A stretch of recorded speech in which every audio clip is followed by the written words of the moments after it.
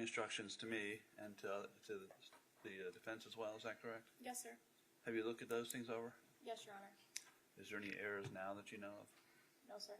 Okay, and we'll have another final chance to make sure everything is good before we go further. Is there anything either side wants me to bring up with the jury before we start? No, sir, but the defense plans on moving some evidence into the record. So there's a photograph that I'm going to have the court read a stipulation for. Okay, So you may need to read the stipulation instruction, and then the actual stipulation to evidence. all right. Is there any objection to that? No, Your Honor. Can you pass me the stipulation instruction I read the other day?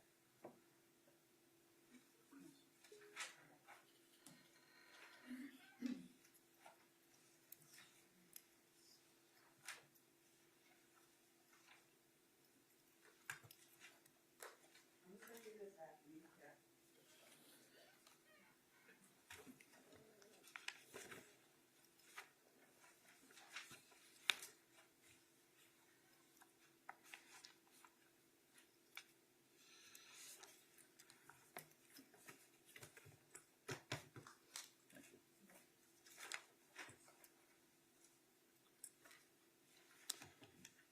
All right, so you want obviously just the first part of the instruction read, because the other part of the stipulation instruction that we read before actually has what you stipulated to last time. Right. So just that first part, and then after I introduce the stipulation to evidence, you can give it to the court, and then the court can read that. Do you have the stipulation? Yes, sir. It's with the clerk because it hasn't been entered yet. I see it. Yeah, thank you.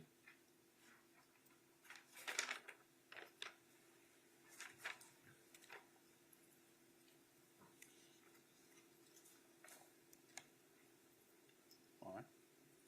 This is going to be defense E. So it's appropriate time. You can do that. Sounds like there's going to be no objection to it. Anything else anyone wants to bring up before we go forward? No, sir. All right. Yes, sir. Yes or no? No? Okay. What I'm going to do, when, before probably closing arguments, wherever that's going to be, I had the clerk number the jurors, give them each a number, okay? And y'all are welcome to look at the list of juror numbers. If you want to have it here, you can take a look at it. I'm going to instruct them that if they have any questions that are sent back to us, that it be done by number. Instead of signing it, they would put, juror number 2, 3, 4, whatever it may be. Of course, the verdict form would have to be signed by the foreperson, and I'll instruct them not to use a number for that. And then if they're polled after the verdict, I'll have them polled by number. And then the clerk has a record. I believe we've sent you a record of the jurors and the numbers. I can have you, each of you want to take a look at the numbers here. Take a look at that and make sure. So, and then I'll give each of them a slip of paper telling them what their number is. Yes, sir.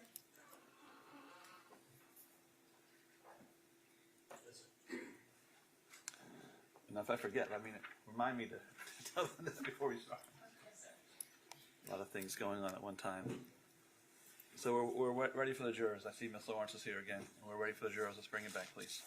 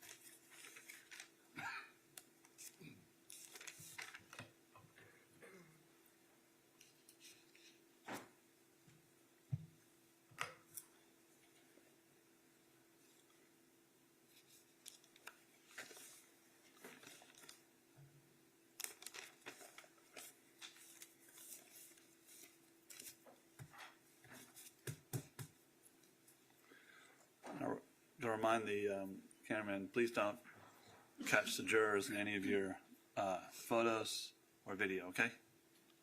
Thank you.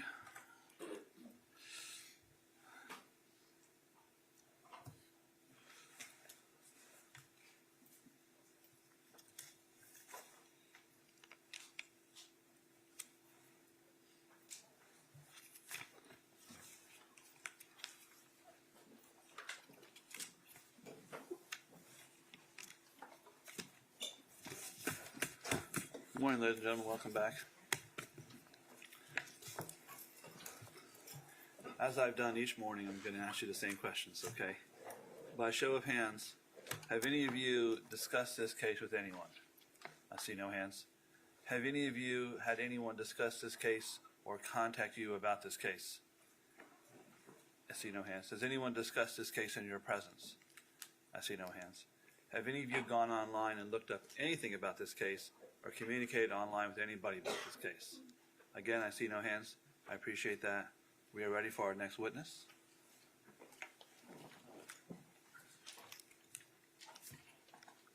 Judge, at this time, the defense will move into evidence where the pre-marked identification purposes only as defense exhibit J and defense 1. We have medical records from Susan Lorincz from Care First Imaging. Any objection? No, Your Honor. That objection, defense J, will be in evidence as defense number 1. You said it's medical records Yes, sir. of Miss Lorincz. Yes, Your Honor. Thank you. The defense will move into evidence where the pre-marked for identification purposes only as defense 8 as defense 2. These are Susan Lorinc's medical records from the HCA Florida Ocala Hospital. No objection. That objection, there'll be in evidence as defense number 2. The defense will move into evidence where the pre-marked as defense I as defense 3. These are medical records of Susan Lorincz on Doyle Phillips, NB. Any objection? No objection. No, Your Honor. That will be in evidence as defense number 3. The defense will move in where it's been pre-marked as defense A as defense 4. These are 1 second. I thought we already had defense A. But it's not been moved in. What is number 2? What was that? It was H. H. Okay, I heard it wrong.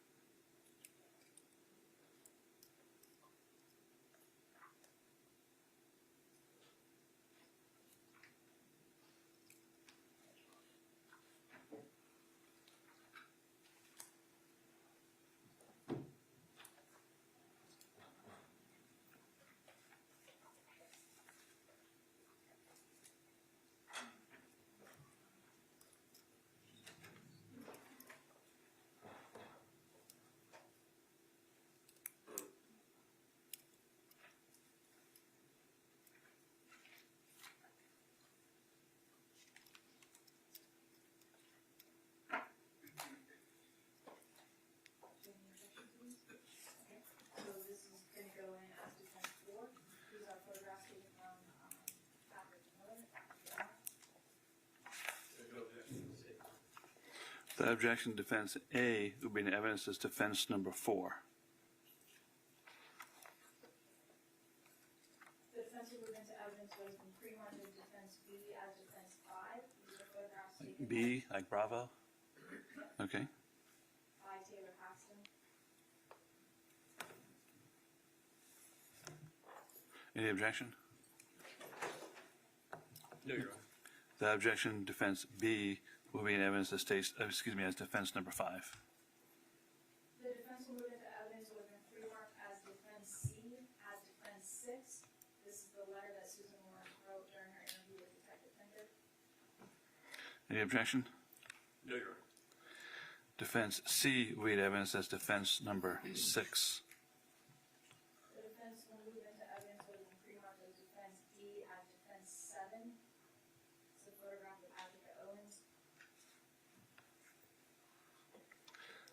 Any objection? No, Your Honor. Defense D in Delta will be in evidence as defense number 7. And Judge, the last one, defense E as defense 8, this is a photo stipulation. So it asks the court for permission to publish the photograph of Ms. Owens and then read the photo stipulation. Any objection? No, Your Honor. Defense E will be in evidence as defense number 8. If you can listen carefully, ladies and gentlemen. A stipulation. When parties agree that certain facts are true, that is called a stipulation of fact. You must accept stipulated facts as having been proven. However, the significance of these facts, as with all facts, is for you to decide. In this case, the stipulated facts that you must accept as true are. Now I need a stipulation.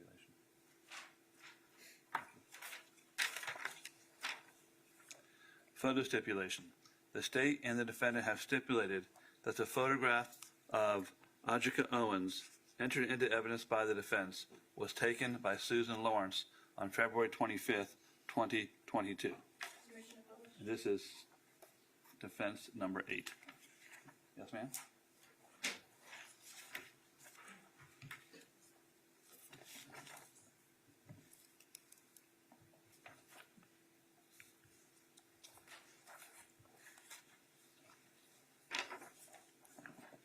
Thank you. Ready to proceed? Yes, Your Honor. We will call Joshua Lorincz.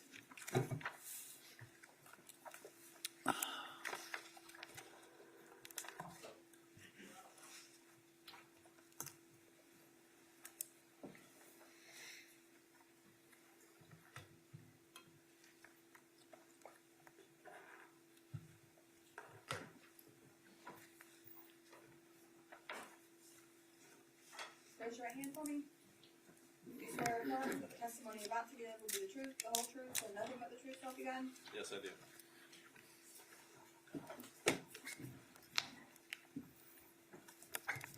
May I proceed, Your Honor?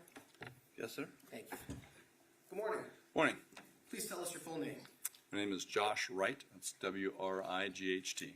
And please tell us how you are currently employed. I have my own private practice. Doing what? I'm an expert witness in forensic ballistics. And how long have you been in private practice? Approximately 11 years. And where is your practice? I'm based out of Asheville, North Carolina, but I testify all over the country. Did you just fly in from Asheville yesterday? Yes, I did. How's the weather in Asheville? It's Cooler than nice. here? Yes, cooler than here. How were you employed prior to private practice? I worked with the Florida Department of Law Enforcement for approximately 9 years. And what did you do with the Florida Department of Law Enforcement? I first got hired on as a crime lab technician in the evidence section. So there we brought in evidence from the 13 surrounding counties, and I would import that evidence to the vault. After working there for about a year, I got promoted to a forensic technologist in the latent print and photography section. So there I was assisting the latent print section. Anytime they would develop a print on a piece of evidence, I would photograph it, and then I would dodge and burn and try to develop that print so they could use it for comparison purposes. And during that time, I also became a crime lab technician, a forensic technician in the crime scene unit, and went through 6 months of training there and assisted crime scene on hundreds of crime scenes and went to autopsies. And then I was promoted to a crime lab analyst in the firearms section, and I went through a 2-year training program, but essentially firearms, we were examining firearms for proper function. We would examine fired ammunition components such as bullets and cartridge cases to determine whether they came from a particular firearm. And that's what I did up until the time that I left FDLE on my own accord. And I also continued doing crime scene during that whole time as well. Will you please go over your educational background for us? Yeah, I have a degree in criminology, a Bachelor of Science degree in criminology from Florida State University.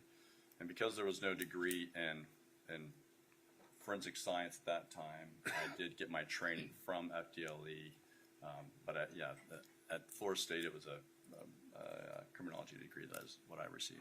Okay.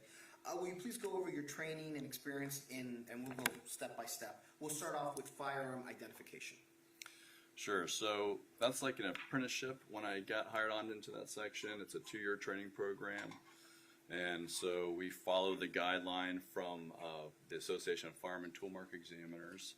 And so starting off, I did a standardized coursework in the area of the history of firearms and ammunition development. I also did the history of the science, which is firearms identification.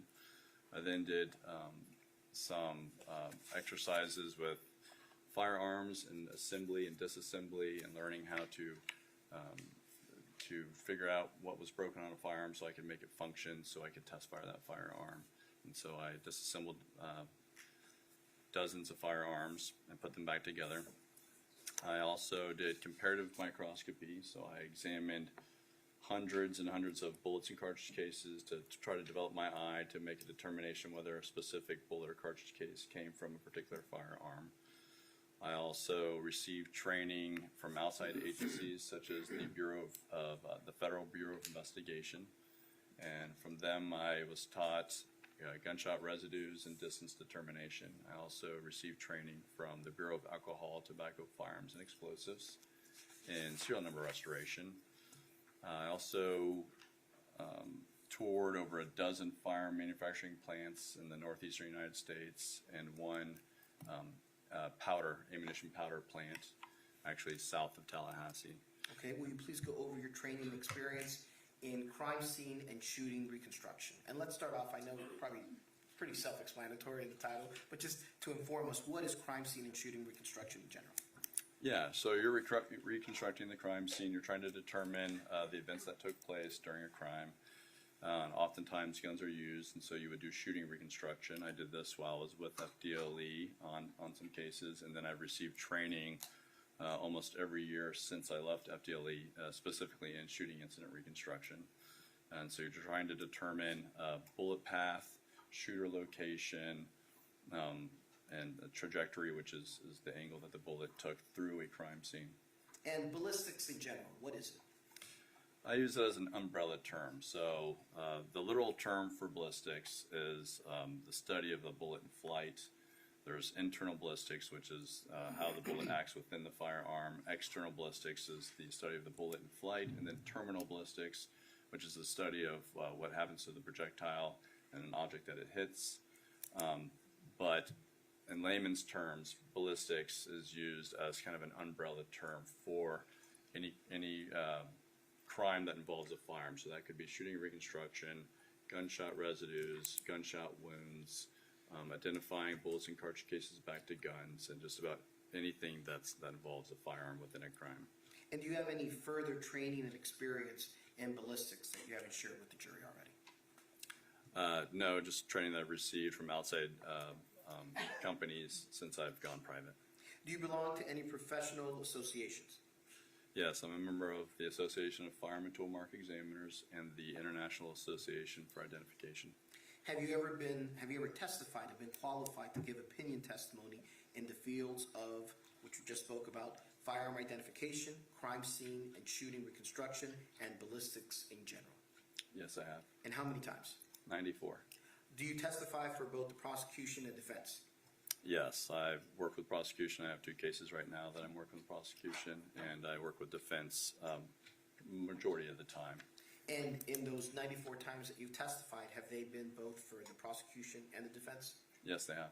Your Honor, we respectfully request for Mr. Wright to be allowed to give opinion testimony in the fields of firearm identification, crime scene and shooting reconstruction, and ballistics in general. Any voir dire or objection? Yeah, Your Honor. All right, I'll find that he can testify and form an opinion in those stated fields. Thank you, Your Honor. Mr. Wright, did you look at the photographs of the crime scene and other documents in this specific case? Yes, I did. And what other documents did you review? I reviewed an autopsy report and photos, I believe a deposition of the medical examiner. I reviewed crime scene photos, a crime scene report, and a video. I also reviewed some transcripts from witnesses and law enforcement officers. Okay. What type of firearm evidence was found at the scene? There was a Ruger LCP 22 and a Remington RM 380 model 380 caliber pistol. They were And- both pistols. Yes, sir. And where were they found? They were found in the bedroom. Okay. Did CSI from the Marion County Sheriff's Office, crime scene investigators, did they do a trajectory analysis on the front door? Yes, they did. And can you tell the jury what is trajectory analysis? So trajectory analysis is the analysis of the of objects that bullets struck during their flight through a crime scene. So we're trying to determine where the shooter was standing and what angle of impact was imparted on an object that a bullet passed through or into. Do these tools need to be calibrated to ensure that they are functioning properly? Yeah, so there's several tools that you would use to do this type of analysis. One is a trajectory rod, an angle finder, and a protractor. You also have laser or string that you can attach to the trajectory rod, calipers to measure the suspected bullet hole, and then tape measures. But of all those, what really needs to be calibrated is the laser, if a laser is used, the trajectory rod, and the angle finder. If it's a digital angle finder, then you need to calibrate that. Or How would one calibrate the digital angle finder? So an easy way to calibrate the angle finder is you can do it right there at the scene. So if you have a countertop, and that's not always present at every scene, so these things should be calibrated prior to leaving your agency. But if not, then you could do it right there at the scene, say on a countertop. If you have a flat surface, you can ensure that the reading on the angle finder is near zero or within those error rates of that particular model of angle finder. Same with the trajectory rod, much like a pull stick on a pool table. You would lay it down on a flat surface, roll that trajectory rod, make sure there's no wobble in that. If there's a wobble, that means the trajectory rod is bent, which can lead to bad results. And then as far as the laser, you could place the laser on a flat surface, such as countertop, point it at a wall, mark that spot with, say, some painter's tape, pick the laser up, rotate it 45 degrees, set it back down, point it at the same spot on the wall, see if that's still hitting the tape, and then do another 45 degrees again, see if it's that laser beam is still hitting that same spot on the tape. And that way you can know it's calibrated and the laser's not pointing off in any direction. And what happens when the digital angle finder, the trajectory rods, and the laser aren't calibrated properly? Well, you just can't be sure of your angles, right? So your angles are going to be off, and error rate is already brought into play when you're doing trajectory analysis. That's what's called a cone of error. And so you have a 5-degree cone of error for every trajectory analysis you do. And if your instruments aren't calibrated, then your error rate might actually be bigger than that initial 5 degrees. In this specific case, were the trajectory rods, the digital angle finder, and the laser calibrated prior to conducting the trajectory analysis? No, they were not. What is the, and if I mispronounce this, I apologize, the azimuth or horizontal angle calculated in this case? So there's two angles that you're trying to find when you're doing trajectory analysis. One's a vertical angle, and that's the upward and downward angle. So if a bullet is traveling upward, then you're trying to determine at what degree and what angle it's traveling upward, or in this case, if it's traveling downward, you're trying to determine the degree of downward angle that it had before it impacted the door. Azimuth is the horizontal angle, so that's the left-right portion of the angle. And so we're trying to determine was the projectile going straight, slightly to the left, slightly to the right, and that's, you would use a protractor to determine that. And why is that important to do in trajectory analysis? Well, because you want to get the whole picture, right? We're trying to recreate the scene and get the whole picture of what this bullet, how this bullet was acting when it impacted the surface of the door. So you want to just the vertical angle was determined in this case, but the azimuth was not. And so to get the whole picture, you always want to photograph what angle, left or right, the bullet was impacting the door, or if it just was going straight in. And was that done on this case? It was not. You spoke about error rates. I think you said there's a 5-degree cone of error in trajectory analysis. Yes. For those of us who aren't ballistic people, what does that mean? So because trajectory is not an exact science, you have to imply an error, a cone of error to this. So a lot of times, which, and maybe you'll see this in this case, the laser was used, and the laser is pointing back to a specific area. And to the untrained eye, maybe that you might look at that and think, okay, the person must have been standing right there because that's where the laser is pointing. But really, because the bullet hole is bigger than the trajectory rod, it has a larger diameter, there's play with that rod.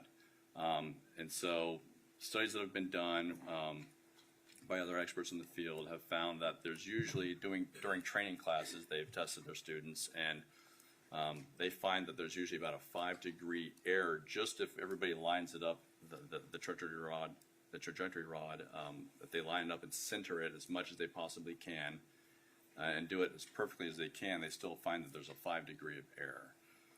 And that's with a straight rod that's been calibrated. And so what you have to do to incorporate that the rod is straight is that there's little cones that you can kind of put in those holes and then put the rod through there, and that will help center that rod. But if the cones aren't placed in perfectly, then it can be off. And so what they found is that there's usually about a 5-degree range of error, and so they call it a cone of error, which would mean starting at the hole, it would go back kind of like a cone, and the further away you get from the object that was struck by the bullet, the bigger that cone of error becomes as it extrapolates out by 5 degrees. So in a, for lack of a better term, a perfect scenario, there would be a 5-degree cone of error in trajectory analysis. Right, and the point is that we're not saying a person was standing in a specific spot. We can't do that. We can't be that accurate. And so really what you need to do is give an area. We're trying to determine an actual area because the science isn't that precise. So the 5-degree cone gives you an area where a person may have been standing. And such as in this case, when everything isn't calibrated and done correctly, does that mean the cone of error gets even bigger? Yes. Yeah, in this case, the cone of error will be bigger, and that's also was determined by me because the angle finder was off by a whole degree on the same rod, and so we know that there's something going on either with the angle finder or the rod. On the inside, I believe it measured 7.8 degrees downward angle, and on the outside it was, I believe, 8.8 degrees, and I may have that backwards. But it was a full degree off, and so we know the tolerance of the angle finder is 0.1 degree, and so a full degree is out of calibration. So in this case, what would the cone of error be? It's not 5%. What would it be?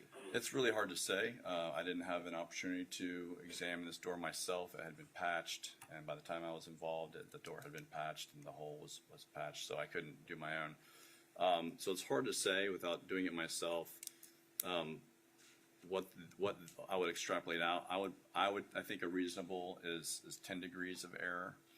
Just double that 5 degrees, just because we don't know. We know that something was out of calibration. We just don't know exactly how much. It could have been more or less than 1 degree.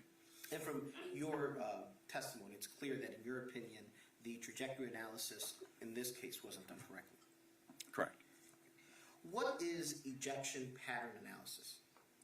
Ejection pattern analysis. So semi-automatic handguns are a type of handgun where they have an actuating top portion of the gun. This top portion, when the trigger is pulled, will move rearward under the pressures of the cartridge case and the bullet. An extractor will grab that side of that cartridge case head and it will pull it out. And as it pulls it out, there's a little extractor that will hit the bottom left side at like 7 o'clock on the cartridge case, and it will kick that cartridge case out of the firearm. About 80% of handguns will eject back into the right. Some handguns that are semi-automatic will have ejectors in different places. They'll have a firing pin that acts as an ejector, or the extractor will be at 12 o'clock, and so they may go straight up and back. But firearms firearms that have an extractor at 3 o'clock and an ejector at 7 o'clock, most of the time will eject back into the right. And if you have the right substrate and the right surface, such as carpet or sand or grass, those cartridge cases will land and they will pretty much stay where they land. And so you can get an idea of where a shooter was standing within a scene if you've got, a couple of shots, say 3 or 4 or 5 cartridge cases that are all in one area. Then you can make a pretty good determination that, again, it's going to be an area, right? We can't be specific, but we're going to know that the shooter was probably standing in a certain area. Was ejection pattern analysis done by FDLE in this case on the Remington 380? I don't believe it was done in this case by FDLE. Now, the Remington 380 that I just spoke to you about, how does that firearm eject cartridge cases? Pretty much like every other one, or is it different? Yeah, and that firearm had an extractor at 3 o'clock, an ejector at around 7 o'clock area, and so I would fully expect that to eject back into the right. Did you do an ejection pattern analysis on this specific case, on this firearm? I did not. And why is that? Well, for one, the location of the cartridge case, it was found on a countertop. I can't replicate that. I can't go to the scene and shoot live ammo, right, and try to replicate that with all the walls and countertops that are there. And it would be too costly to try and build that out and get exact measurements to do it at a different location. Secondly, the surface of the floor in this apartment or this domicile was tile. I don't think the cartridge case actually hit the floor, or else it probably wouldn't have ended up on the countertop. But with ejection pattern analysis, only soft surfaces can help with ejection pattern analysis. Hard surfaces, cartridge cases will actually bounce erratically, and they'll bounce left, they'll bounce right, and so they may initially go back into the right and then bounce back forward on hard surfaces. So ejection pattern analysis pretty much goes out the window when you have a hard surface. But again, I just want to reiterate that in this case, the cartridge case was found on a countertop, so I can't be sure that it even hit the floor. Since you did not do a ejection pattern analysis on the firearm in this specific case, can you still do a true shooting reconstruction? Absolutely, yeah. I can look at the photos. A trajectory rod was placed into the door with a laser. There might be a bigger cone of error involved, but I still think it gives you a good idea of where the shooter was standing. I think the location of the physical evidence, the cartridge case, also helps determine that as well. Gunnar, will we start the PowerPoint presentation? Sure.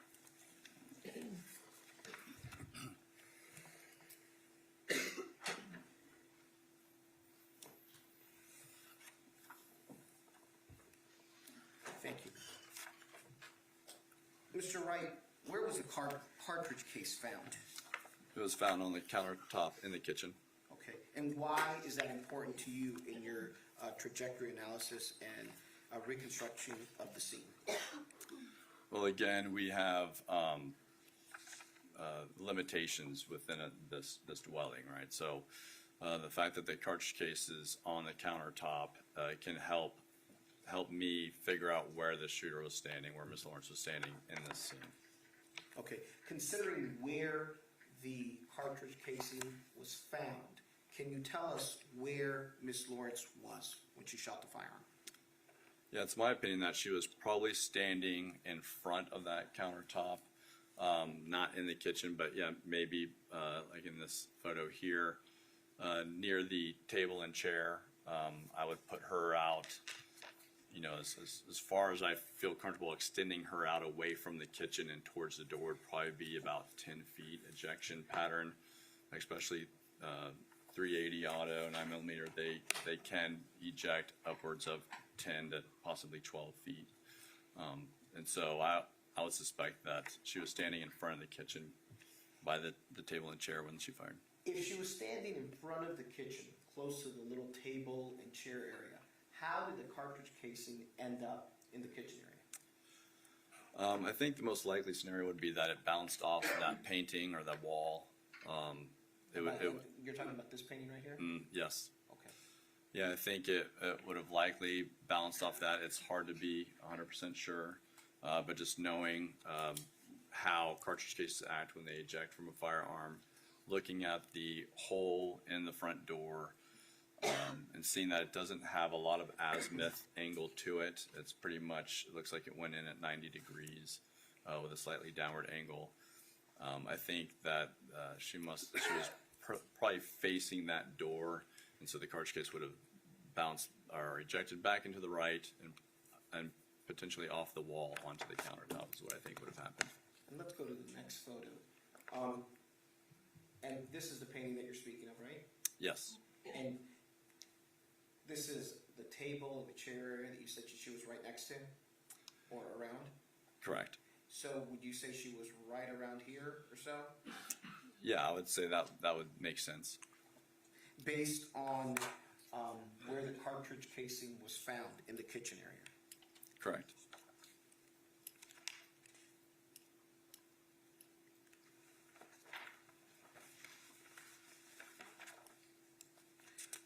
Where was the bullet entrance located on the door? I believe it was 4 feet 4 inches off the ground, and I think it was 9 7/8 inches from the open edge of the door. Okay, I'm sorry, can you say that one more time? Yeah, it was about 4 feet 4 inches from the ground, high on the door, and then I believe it was about 9 7/8 inches in from the edge of the door. That is the open edge when you open the door. Okay. And the entrance and exit of the hole were both the same distance away from the edge of the door? Yes, from what I could tell from the photos, they look to be good photos, taken correctly. They look like they're about the same. I mean, I could be off by maybe less than 1/8 of an inch, just because it's a photo, so I can't be exact. But that's what it looks like to me. Is they look like they're about the same distance away from the edge of the door. And the exit hole was below the entrance hole? The exit hole was about 1/8 inch below the entrance hole, from what I could see in the photographs with the tape measure. Is that significant to you? No, that's not like a drastic downward angle. This hole is pretty round. It looks like it's struck at about 90 degrees. Now, between 90 and 70 degrees, a hole is going to look round. It's not until you start getting at more acute angles that you really start seeing an oblong effect to a bullet hole. So this hole looks pretty round. So yeah, it looks like it went straight through. And did the photographs look to be taken correctly? Yes, for the most part, they're photographs. When you're doing crime scene, you want to really get down at eye level to a defect and take that picture. You don't want to be standing over the picture and looking down or looking up or to the side. You really want to just get straight on and photograph at 90-degree angle. And I believe for the most part that was done in this case. What are gunshot residues? Gunshot residues are partially burned and unburned gunpowder particles and lead residue and soot that comes out the end of a firearm when it's fired. These residues, much like a flashlight, if you put a flashlight to a wall, against a wall, and start moving back, that diameter of that light will get bigger and less dense, and these powder particles act the same way at different distances. Up close, you'll see a lot of soot and powder. As you get further away, the soot and powder pattern will grow larger in diameter and less dense. In this specific case, were there any close range gunshot residue drop-offs? I didn't see any residues in the photos, and I didn't see anywhere in the crime scene notes or report where they were mentioned. And there weren't any present on the door? Not that I could see. Okay, and what does that tell you? So this is just a way to do distance determination. So we know that soot drops off at about 18 inches, and a powder pattern will drop off around 3 feet. And so really what these residues can do is give you a distance away from an object, a distance from the muzzle, which is the end of the firearm, to an object. So that tells you that in this specific case that Ms. Lorincz wasn't, based on what you've seen in the pictures, Ms. Lorincz wasn't close to the door when she fired. Right, and I wouldn't expect, just to clarify, a lot of powder to stick to a non-porous surface like this door, but soot would definitely be present if it was close. But powder may have a harder time sticking to the door. But again, if she was 3 feet from the door, the cartridge case wouldn't have landed on the countertop. Were you able to do trajectory analysis on the bullet defect in the front door by looking at photographs? Yes. And how did you do that? Copious photos were taken with a trajectory rod, with a laser on it, with measurements. So I can look at all of those, and it helps me get an idea of the angle that was the bullet was traveling when it struck the door. Okay, and can you explain what this is, the photo that the jury is looking at currently? Yes. So you have you're looking at the edge of the door. The door has been open, and you're looking at the edge. This is a trajectory rod that has been stuck through the hole that was produced by the bullet, and on either side of the door there you have 2 black cones that helps to center that rod within that hole. And again, there's an error rate with that, right?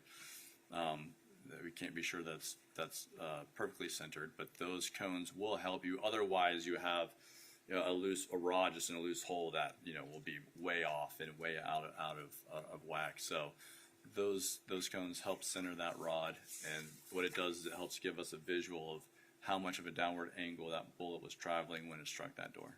And where would it seem the bullet traveled from? So the door was closed at the time of the shooting, and so the door, when you look back to where that bullet came from, it came from the kitchen area or that table and chair area. And why didn't you look at the door yourself? By the time I was involved in this case, the hole had been patched, and I believe the door had even been replaced. Okay, and what is your opinion regarding where Miss Lorincz was when she fired that firearm? Well, my opinion is I can't confirm or I mean I can't deny her story that she was by the table. I think the location of the cartridge case is consistent with that. I think the trajectory of the projectile through the door is also consistent with her being in front, facing that door. I think that the cartridge case limits how far or how close to that door she was, and so I would agree that she was probably back somewhere by the table and chairs. I think that's the correct area. And how much distance would that be? From the door? Yes, Or sir. from the kitchen? I believe that's, it looks to be over 10 feet from the door. So she was probably, looks like close to 15 feet, 12 to 15 feet. And would that be consistent with what she told law enforcement? I believe that is consistent with what she told law enforcement, yes. Okay. Have you also taken a look at different pictures in regard to this case that were taken by CSI? Yes, I have. Okay. Have you taken a look at the picture of a wound on the deceased's hand, right hand?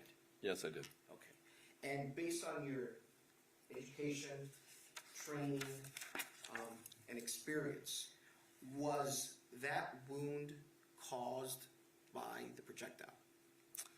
I can't say specifically it was caused by the projectile. I believe that wound occurred during this incident, and I believe what... Objection, Your Honor, speculation outside the scope of expertise. That's sustained.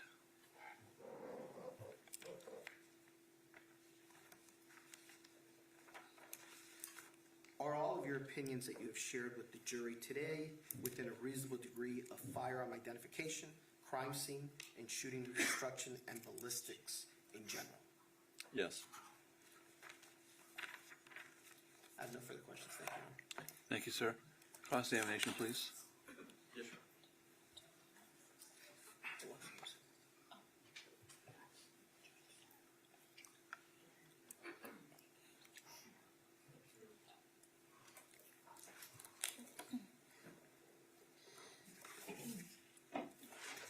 Or if I could see the TV screen again. Are you ready? Yes, Your Honor.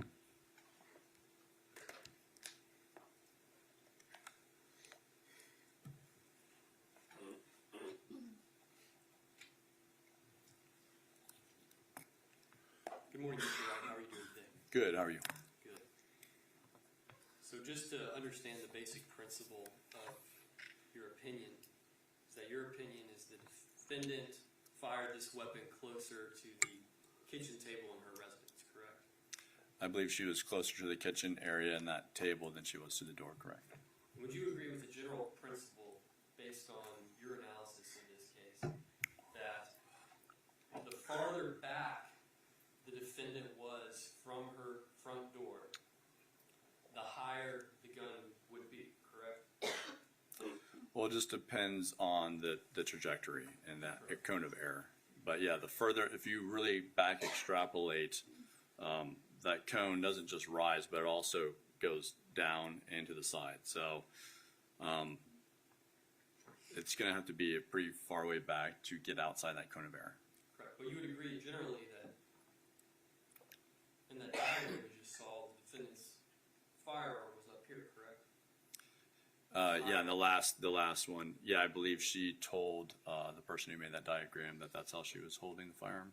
And then, but you would agree, so the closer the defendant came to the door, the lower the firearm would be, correct? Correct.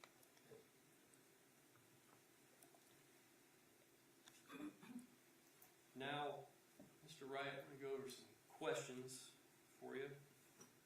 Show you states 49 here. Would you agree that, based on your analysis, the defendant did not fire from back here in this hallway area? Correct. I would agree with that. You would agree that the defendant did not fire from behind this kitchen counter at all? You would agree with that? I would agree with that. It's your opinion that the defendant fired from somewhere, I guess, like around here, or maybe even further back towards the kitchen? Right. I can't be exact, but I think she was far enough back that that cartridge case would have landed on the countertop. And you would agree that that's your opinion, but you did not visit the scene in this case, correct? I did not. You would agree that you did not inspect the gun used in this case, correct? I did not. And you would agree that you've never even fired the Remington 380 model that was used in this case, correct? I do not believe I've ever fired an RM 380 now. And you would agree that you did not inspect the shell casing in this case? I did not. And you would agree that you did not do any testing of the physical evidence in this case? Yeah, I didn't examine any evidence in this case, except for the photographs and the visualizations I was given and the reports. And you make a statement about there's being an angle difference, and you say that that angle difference raised some concern in your mind, correct? That's correct. But there was a projectile fired from the gun, correct? That's correct. And that projectile is metal, and it's going through a metal door, correct? That is correct. So there would be some damage caused on the metal door by another piece of metal going through it at a pretty high speed, correct? You mean like a hole? Correct. Yes. And then the edges of that hole could have different bends, angles, correct? You mean as they peel out away? Correct. Sure. Okay. And that could affect the angle Of the bullet? of the angle finding that was done in this case, of the trajectory. Well, that's why you use the cones. The cones help to center that rod, so the rod shouldn't be touching any of those little bends of metal. And the cones were used in this case, correct? The cones were used to center that rod, yes. Now, you talk about the shell casing, specifically this shell casing in states 48. And you would agree that the location of this shell casing was a factor in your opinion of determining the defendant's location in the house when she shot?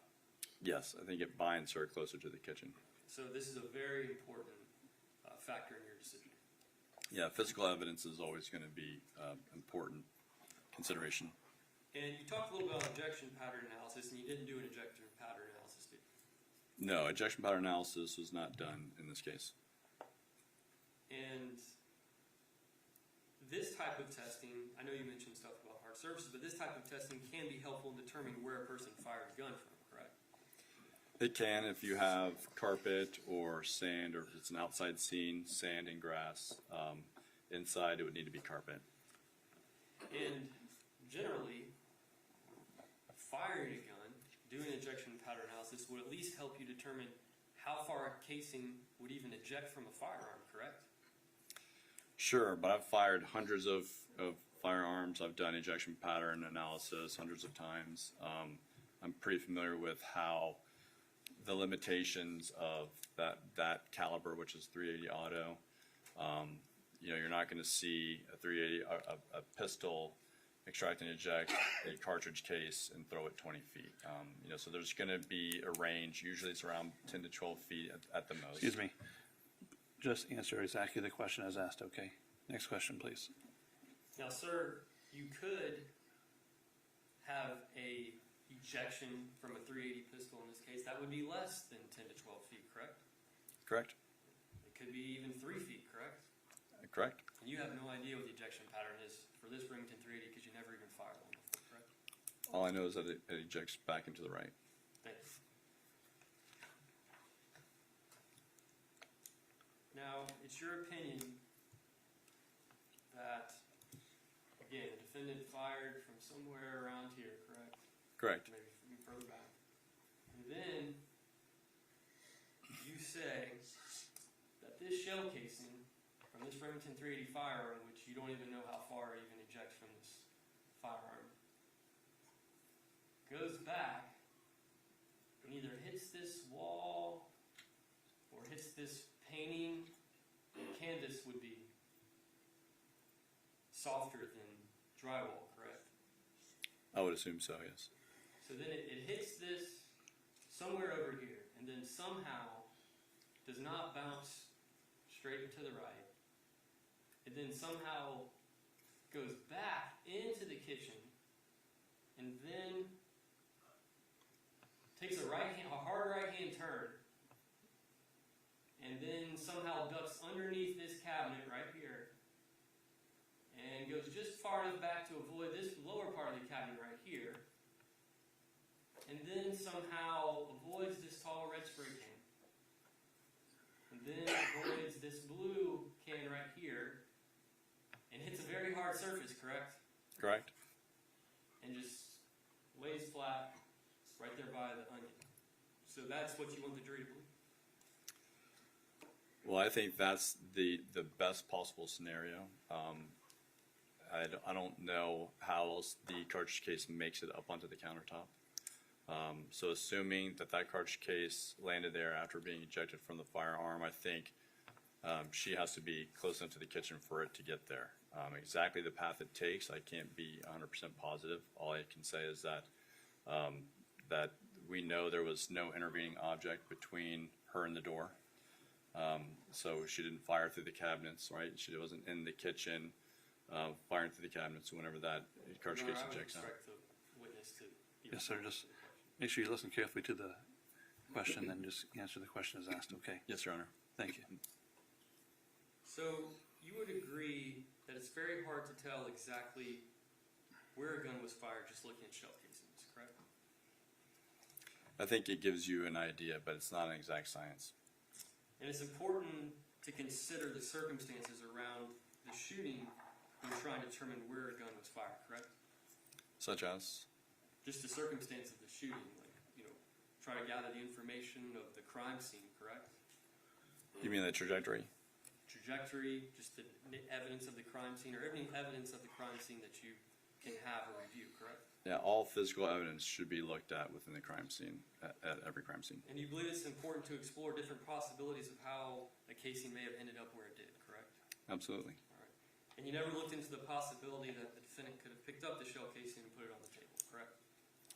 Correct. I never read anywhere that was done by the defendant or by crime scene or officers at the scene. Nobody mentioned picking up the cartridge case and placing it on the counter. That would be abnormal for any of those people to do that. I've never seen law enforcement or crime scene move Your Honor, evidence I would around. instruct the witness to be responsible. I think he's trying to answer your question. Now, Mr. Wright, so you believe, again, the defendant is kind of either back here or further back when she fired the gun, correct? I cannot deny that she may have been in that area. And the defendant about 5 feet, 5 inches tall, you believe? I believe so, yeah. And so the bullet hole in the door was about 13, and the interior side of the door is about 13 inches below the top of the defendant's head, then, correct? Yeah, I think I had 11 inches. You sure about that? I believe I measured the hole in the photos was at 4 feet 4 inches, and she's 5 feet 5 inches. 5 feet 5 inches? Yeah, So that's about yeah, foot and 1 inch. Yeah, 13 inches. 13 inches, okay. So if a gun barrel is about 13 inches below someone's head, it would kind of put the gun kind of in the middle or top of their chest area, correct? If they're standing right up next to the door, yes.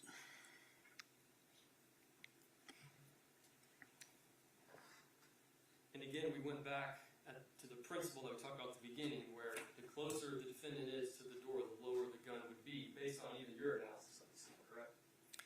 Correct. As you just mentioned, if she was right at the door, it would be 13 inches below the top of the head. So, And you would agree that gunshot residue cannot always be seen with the naked eye, correct? there's chemicals that are used to help develop the lead that turns it purple, such as sodium uridizinate, that can help you view the gunpowder. Yes, So your answer would be yes, you cannot always view it with the naked eye, correct? correct. And you would agree that it's possible that faint gunshot residues could be hidden even on white doors, correct? Possibly, yes. And I believe you said the drop-off rate for soot, which is important for this type of door, correct? Correct. Is about 18 inches. Correct.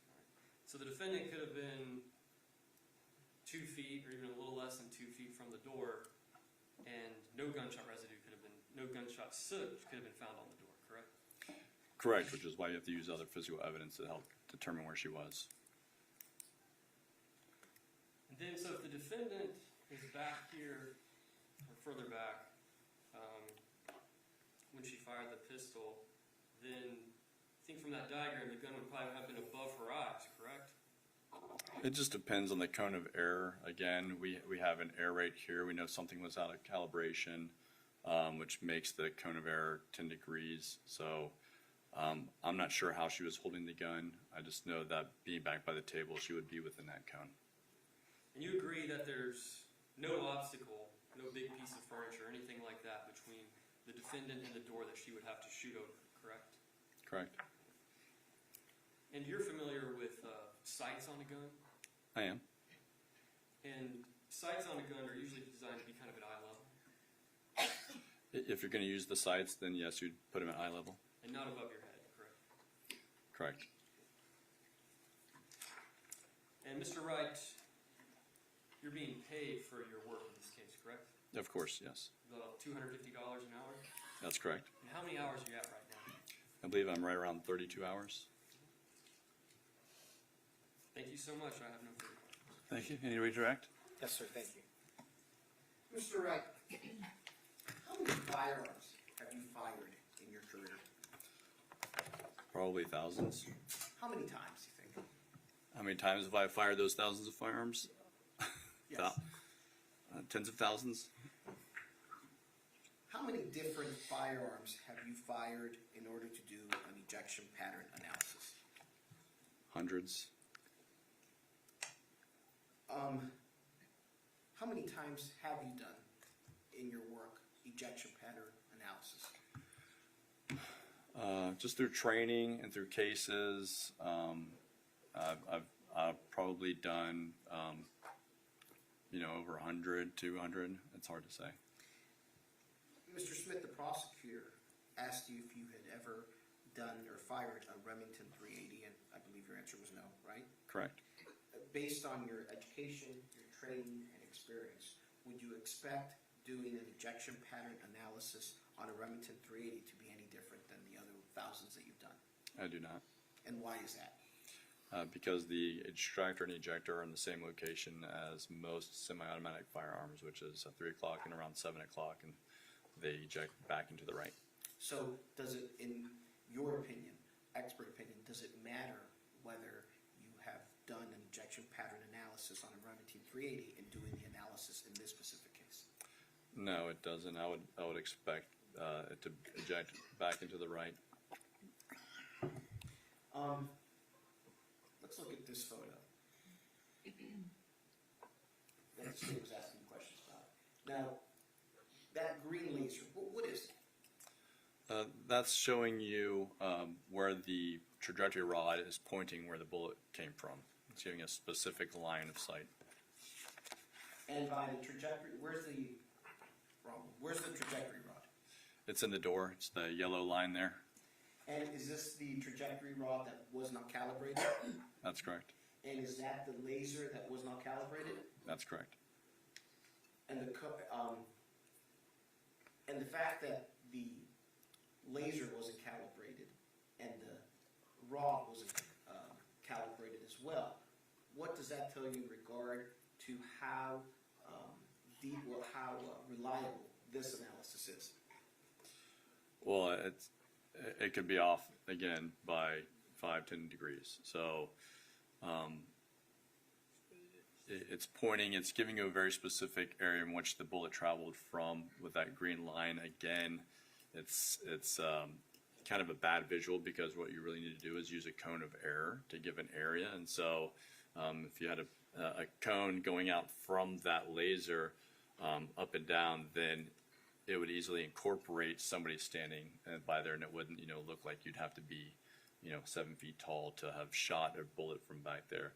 The fact that it could be out of calibration, if then there's just a chance that it's pointing way higher than it should be, and it could be more level. We just don't know because they weren't calibrated. And you're supposed to calibrate it before each and every single case, right? Before any analysis that you do. Yeah, so what I would do is, working at the lab, then we would probably calibrate quarterly, and then I would also calibrate again right before I use it. And this is when you were working at Florida Department of Law Enforcement. Correct. And that standard operating procedure you have done as well in private practice? Yes. What have you gone over in regard to this case? I've gone over the crime scene tech report, their photos, the video, the medical examiner's report, photos, deposition transcript, multiple law enforcement officers' narratives, multiple transcripts from Susan Lorincz herself and neighbors. I believe that was it. In everything that you've gone over, has there been any mention at all that the casing that was found on the kitchen counter was ever moved by anyone? There was no mention of that, so it's not something that I can just assume happened. Okay. Mr. Smith was asking you questions in regard to all the quote-unquote obstacles the casing had to go through in order to be found where it was found. Based on your education, training, and experience, is there any other way that, besides it being that casing could have been found where it was eventually found? For me, it's the most likely way. Could there be another way? I don't know if I can rule out every possibility just because I don't know all the possibilities. I know there's a lot of stuff on that countertop. Could the cartridge case may have gone more back than to the right and somehow bounced under the countertop and then over that stuff? Possibly. That could have happened. That still puts her in the same position that I put her in. It still binds her to that closer to that kitchen than the door. How does it bind her there? Because of the limitations of the ejection of the cartridge case.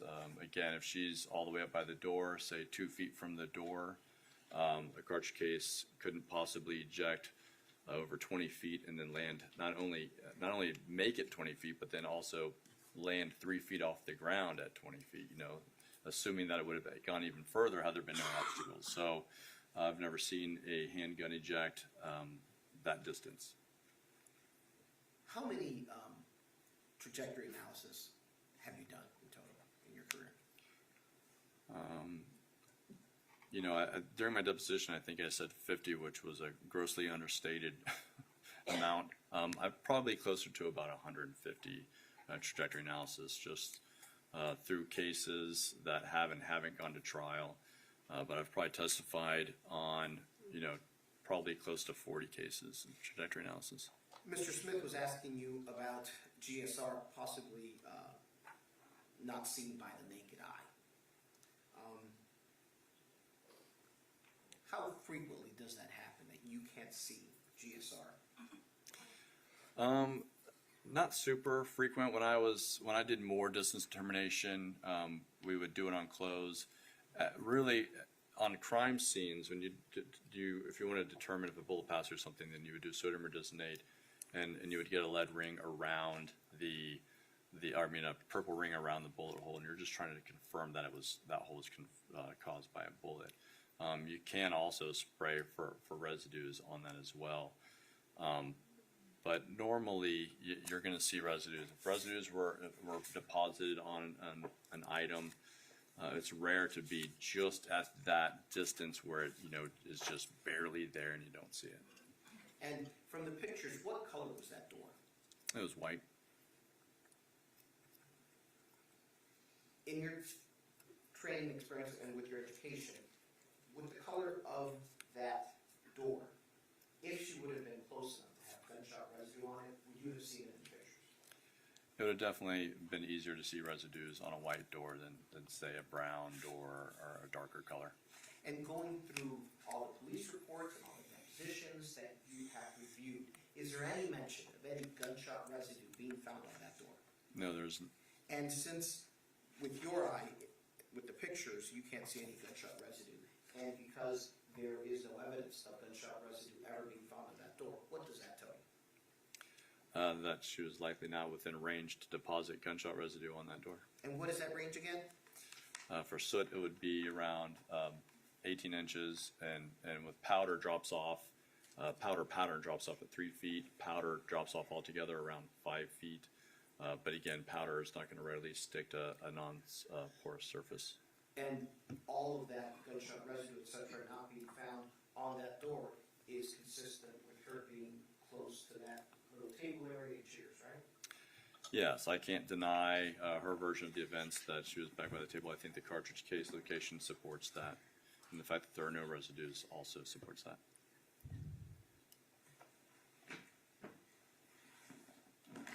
Based on your analysis of this case, is it possible that when Ms. Lorincz shot the gun, that it was over her head like this?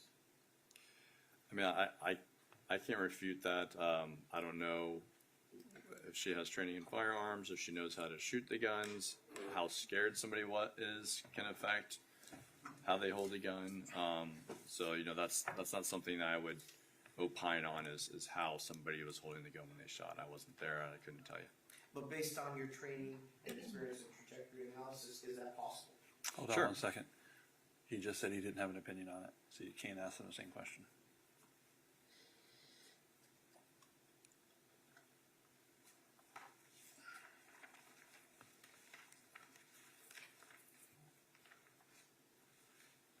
Are all of the opinions that you have shared with the jury in court today within a reasonable degree of firearm identification, crime scene and shooting, reconstruction, and ballistics in general certainty? Yes. Thank you. I have no further questions. Thank you, sir. Any additional questions? No, Your Honor. See excused? Yes, sir. Thank you, sir. Have a nice day. Thank you, Your Honor. You too. We'll take a short break. 10 minutes or less. All right, thank you.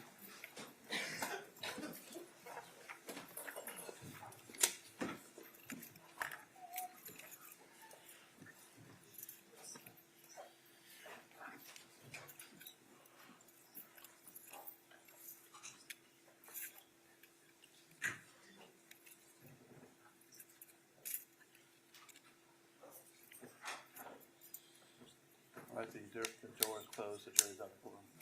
Who's got the next witness? Is it an expert? Please make sure you let him know that listening carefully to the question on both sides and just answer the questions that are asked. I don't allow people to just give their opinions on things that are outside of the question. So I don't want to have to admonish in the middle. So I think it's better to let them know, hey, listening carefully to the question, answer the question that's asked. It's not a opportunity to give whatever you want to say. It's a question and answer period. Okay. The only reason I do the video is so I make sure no one doesn't accidentally put something up there. Yes, sir. And I didn't mean to activate. I didn't That's realize okay, it. I was yeah, just trying to go back. Yeah, I know. The problem is that the screen literally puts whatever's on your computer. So if you're not ready, whatever's on your computer is going to be in the whole courtroom. So that's the problem. I'll do better, Judge. That's okay. I'm just letting you know how this things work. It's not like basically it's just another computer screen. So if you get messages, whatever, on that screen, it's going to pop up there. It's like, for all the world to see. For all the world to see. That's the last thing we need. All right, thank you. So we'll be taking a short recess.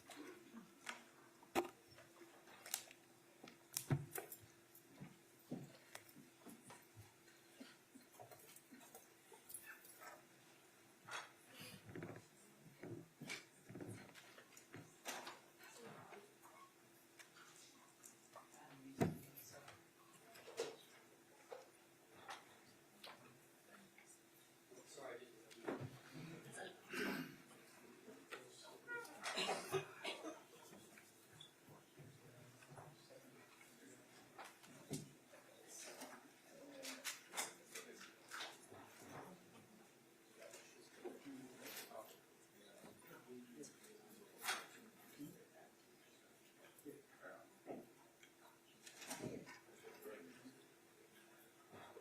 This is the next one.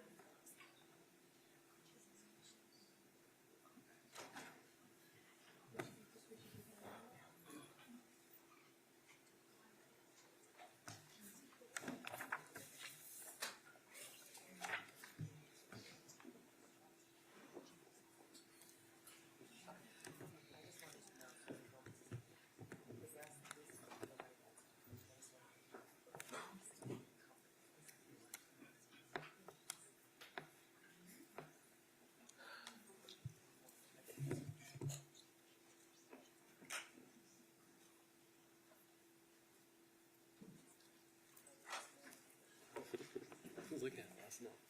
That's true. I didn't think of that.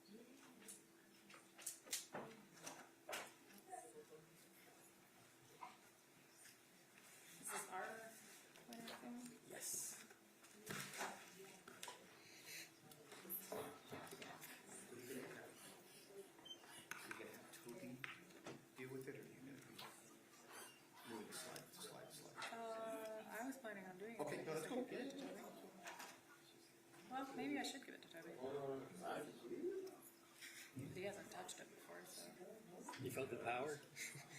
The power of the water? Isn't that cool? These things are awesome. I'm gonna try to get me one.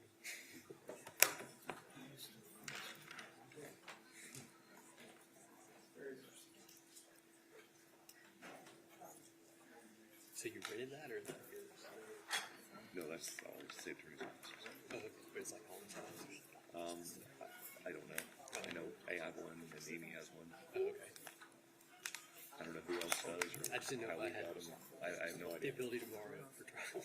You can borrow mine. Amy won't be able to use hers. Okay. Thanks.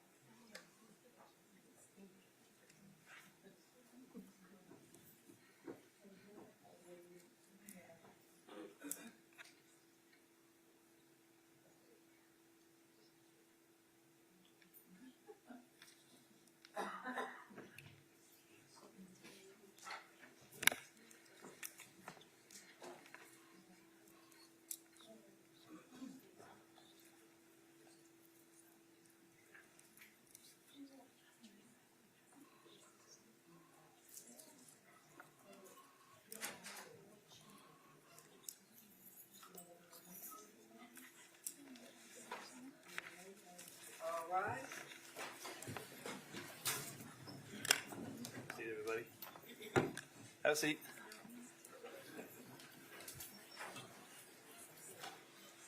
We ready for the jurors to come back? Ms. Lorincz out here. I see Ms. Lorincz is here. Are we ready for the jurors? Yes, sir. Yes, Judge. Bring it back, please. Thank you.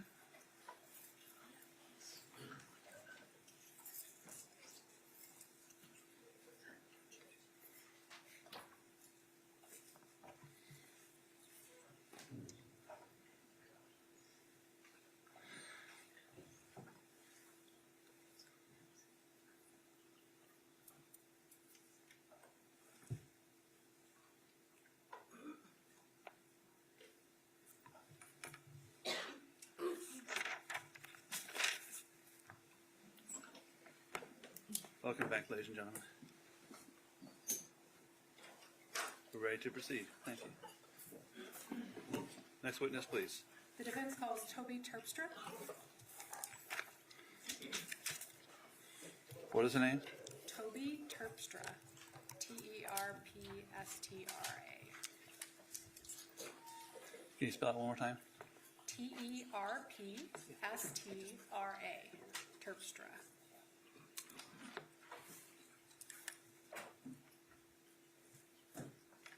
Raise your right hand for me. You swear or affirm that the testimony you're about to give will be the truth, the whole truth, and nothing but the truth, so help you God? Yes. Have a seat, sir.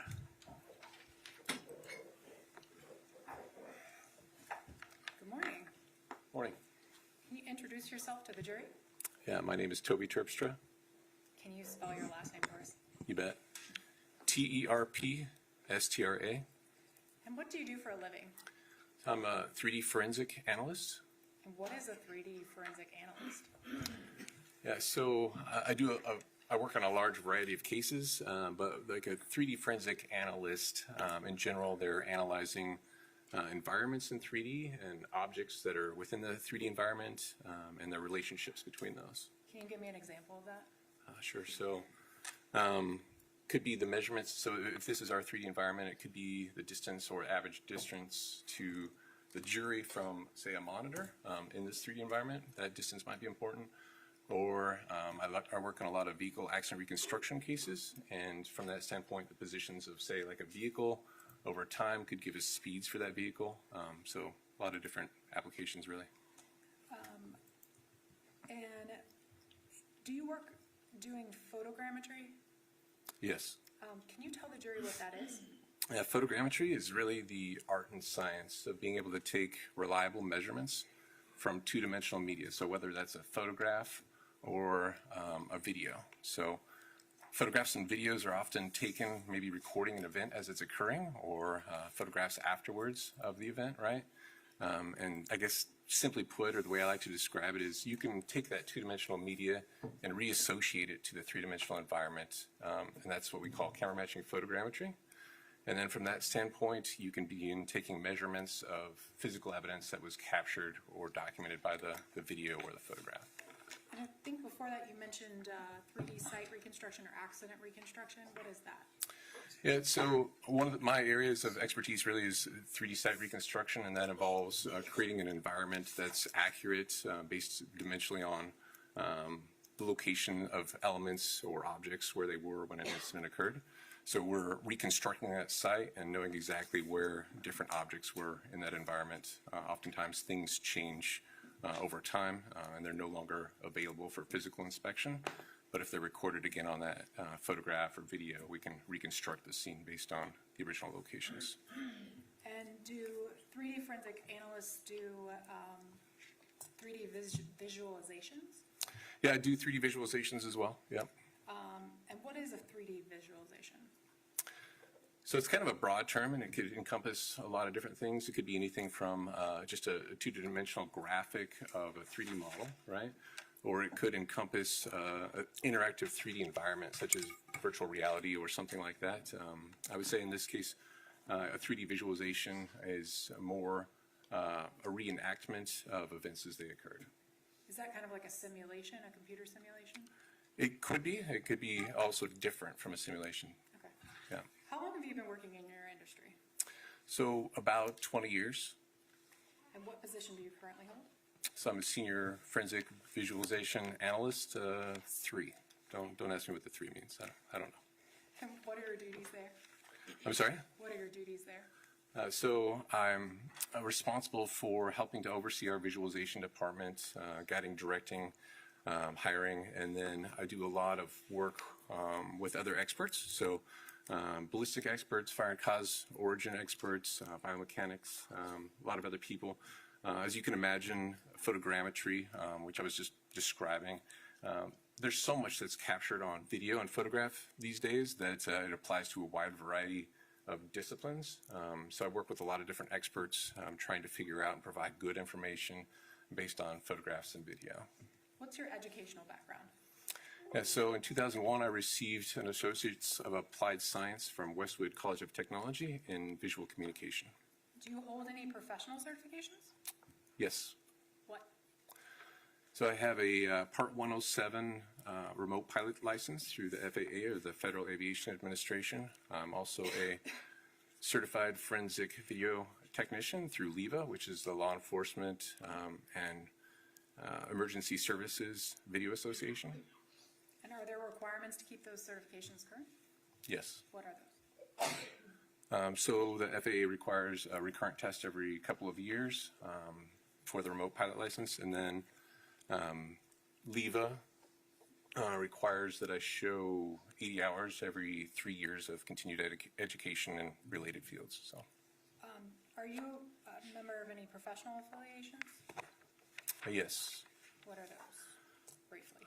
So I regularly contribute to a lot of different organizations, attending conferences, and then presenting, publishing, reviewing manuscripts, as well as working to develop standards in different organizations. Some of those are the Society of Automotive Engineers, or SAE. I've been a member there since 2011. Also a member of IAFSM, the International Association of Forensic Security and Metrology, ASPRS, the American Society of Photogrammetry and Remote Sensing, ACER, ACSR, the Association of Crime Scene Reconstructionists, and then more recently I've been serving with OSAC, which is the Organization of Scientific Area Committees. It's actually administered through NIST, National Institute of Standards and Technology. And then I work, sorry for all the acronyms, I work for, I'm part of a subcommittee, so it's the Crime Scene Investigation and Reconstruction Subcommittee through OSAC, and then the Forensic Metrology Task Group. And one of the standards we're working on right now is developing a standard for the capture and processing of terrestrial LiDAR data. So you mentioned, I think, teaching classes or being involved in the teaching of some Yeah, of these I'm an instructor organizations? as well, yes. Okay. What classes do you teach? So I teach a couple of classes that are once a year or a couple times a year. One of those is through SAE, again, the Society of Automotive Engineers, and that one is ACTAR accredited. It is photogrammetry and digital media analysis. I've been teaching that one since 2017, so about 8 years. I also teach a basic laser scanning certification course through IAFSM, and then just this year, I taught a class that was also ACTAR certified for the International Forensic Photography Symposium, and that was on selecting imagery for camera matching photogrammetry. You weren't getting lots of acronyms. My apologies.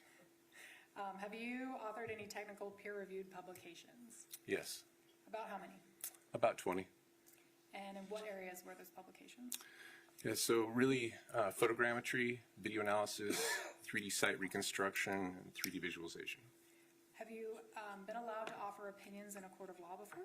Yes, Approximately how many times? 5, And were those appearances in civil or criminal courts? both.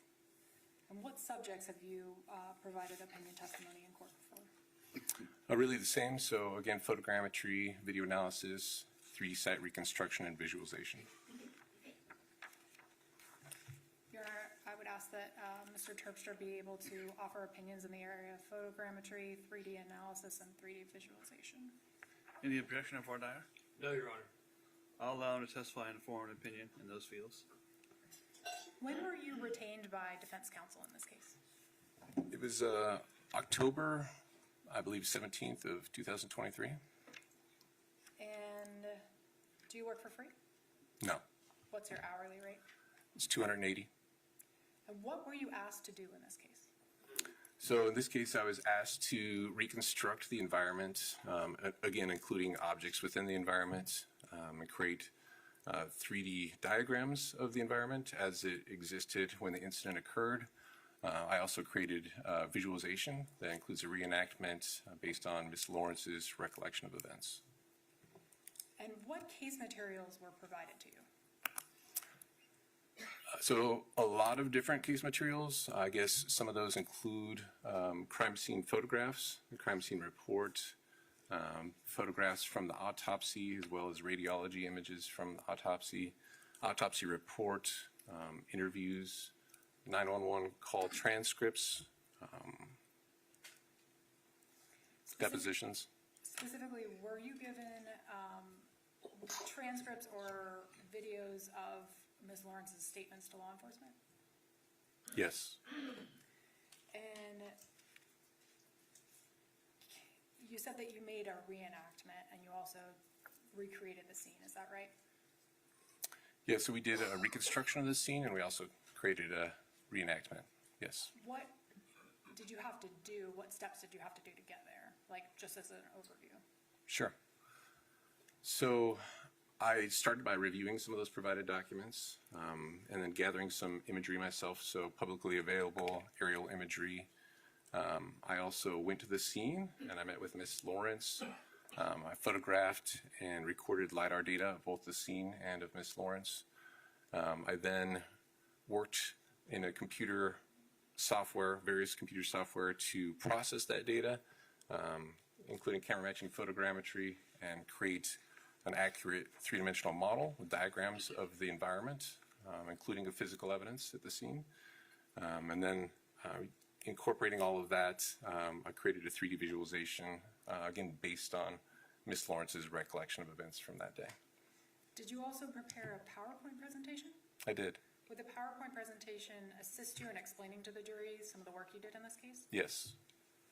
Your Honor, may I publish the PowerPoint? Is there any objection? No, Your Honor. You ready to go? It is.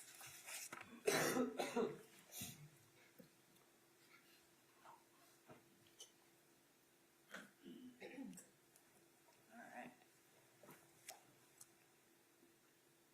So what is this? So as I was referring to earlier, this is one of the aerial images I gathered. So this is from Nearmap, which is just publicly available aerial data. This is from November 5th, 2023. It shows the residence where the incident occurred from an aerial view. You can see it labeled there on kind of the bottom left with the address 1662. And this? This is a street view image from, this is Google Street View, if you're familiar. You can see the residence essentially centered in this image. About this? This is just a closer in view of that same image from Google Street View. This was recorded in May of 2023. Now, you mentioned that you reviewed police photographs. Is that what's coming, or is that next in the Yes. PowerPoint? Okay. Yeah, the provided photographs were from the police in this instance. So these photographs show the residents on the night of the incident, so the night that it occurred. You can see their photographs taken from various angles walking through the scene. This is Unit 3, and then you can see the doorway there to the residence at Unit 3. That is a bullet hole or a bullet defect on the exterior of the door. Here you can see that's been marked with an evidence label A for the exit of that bullet through the exterior of the door, and B for the entrance through the interior of the door. This is a photograph taken essentially from the front door looking towards the interior of Ms. Lorinc's residence, towards the kitchen. And is that still one of the police photos? Yes, Or still on these? that's correct. This is a photograph of the kitchen. We're kind of rotating around back towards the front door a little bit. On the countertop there, you can see there is a cartridge case marked with evidence placard number 1. And that's a closer, is this a closer up shot? Yes. And what is this? So this is a trajectory rod or a protrusion rod with centering cones that was placed in the door. So this is the same entrance and exit A and B that were marked in previous photographs. Now it has a trajectory rod in yellow there going through the door. What is this? This is a photograph of the inside of, again, the police photograph or crime scene photograph, interior of Ms. Lorinc's residence, that same yellow trajectory rod through the door, and now you see a laser trajectory has been, sorry, is there water? Can I grab a water from anybody? Apologize. So the laser has been added to the end of the trajectory rod, and so you can see it's, thank you, photographed there with a green laser in the environment.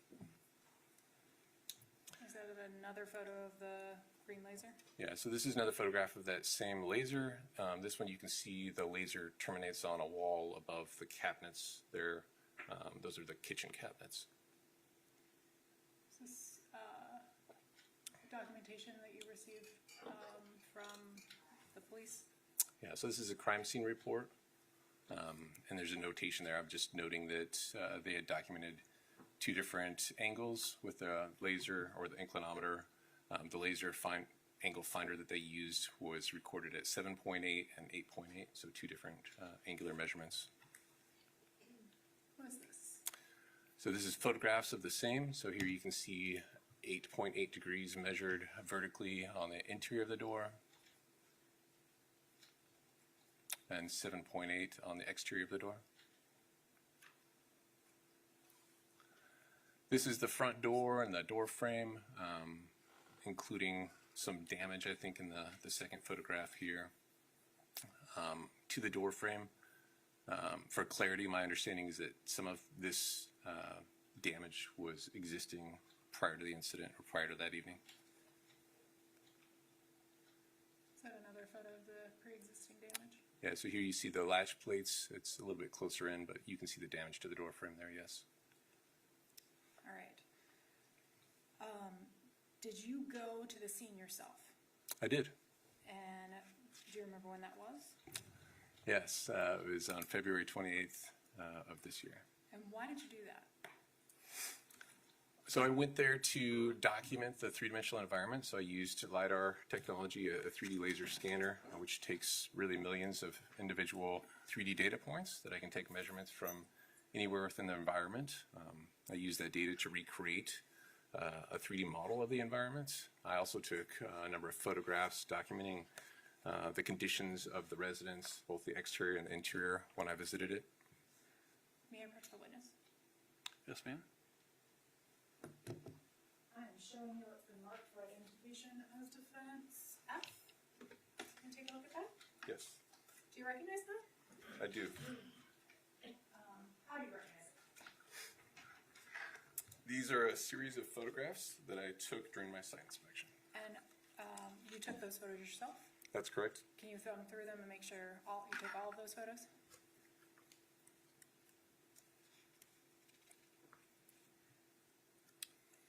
Yes, And are they a fair and accurate depiction of the scene as you observed it on February 28th, 2024?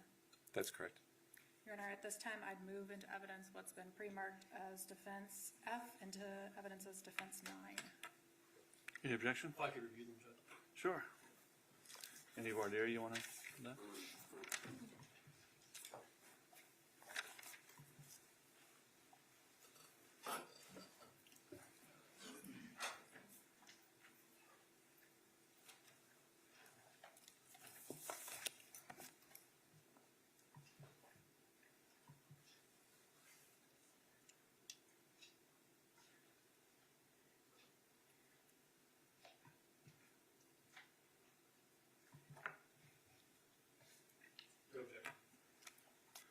Defense F will be in evidence without objection as defense number 9.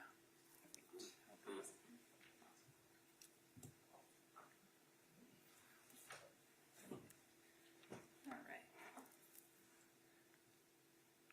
So you mentioned that you did you went to the site in February of 2024. That's correct. So that's a little bit after this incident happened. Yes, Is it your understanding that someone else was residing there at the time? yes. Okay. So all this stuff, this isn't Miss Lorinc's. This photograph that's on the screen right now is 1663 address, so this is actually across the street. Oh, but okay. the photographs, subsequent photographs of the residence where Miss Lorincz was residing, there's a different resident living in that residence now. Gotcha. All right. So what is this?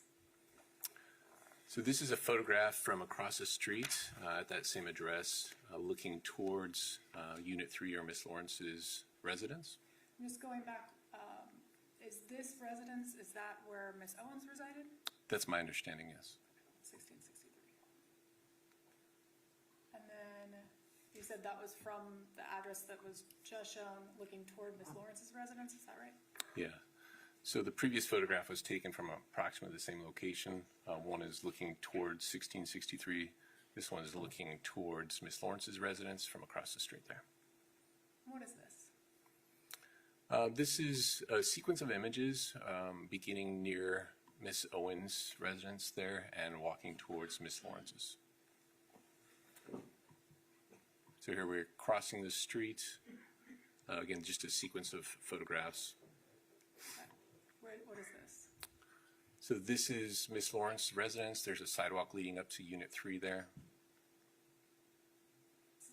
Unit 3 there is marked on the fence post there, if you can see it in the photograph. And then this is the front door to her residence. My understanding is that this door had been replaced. You'll note that there's no bullet hole or bullet defect in the panel of the door here in this photograph. So this door is not the door that was involved in this case? That's correct. My understanding is that door Hold on 1 was second. entirely replaced. Just listen to the question and the answer. Please don't offer stuff without a question being answered, okay? Okay. Next question, please. What is this? This is a photograph I took at the scene. Is this the interior of the residence? Yes. Why is all the furniture different? Well, it's different from the time of the incident because some time had passed and there's a new resident living there in that same space now. So new furniture, new decorations, or other things in the apartment, if you will. What is the fancy equipment in that photo? So that's a 3D laser scanner that uses LiDAR technology I was referring to. This takes millions of 3D data points throughout the scene. Is that yours? That's correct. And is it your understanding that this is kind of the area inside where Ms. Lawrence's table and chairs used to be? Yes. Some more photos of the interior. Yes. And the countertops and all the walls, were they the same? Yes. So there's tile, there's countertops, there's walls, there's a number of different elements to the interior of this residence that remain unchanged from time of incident to time of my inspection. What is this? This is another photograph from inside the residence. You see the Faro Focus scanner.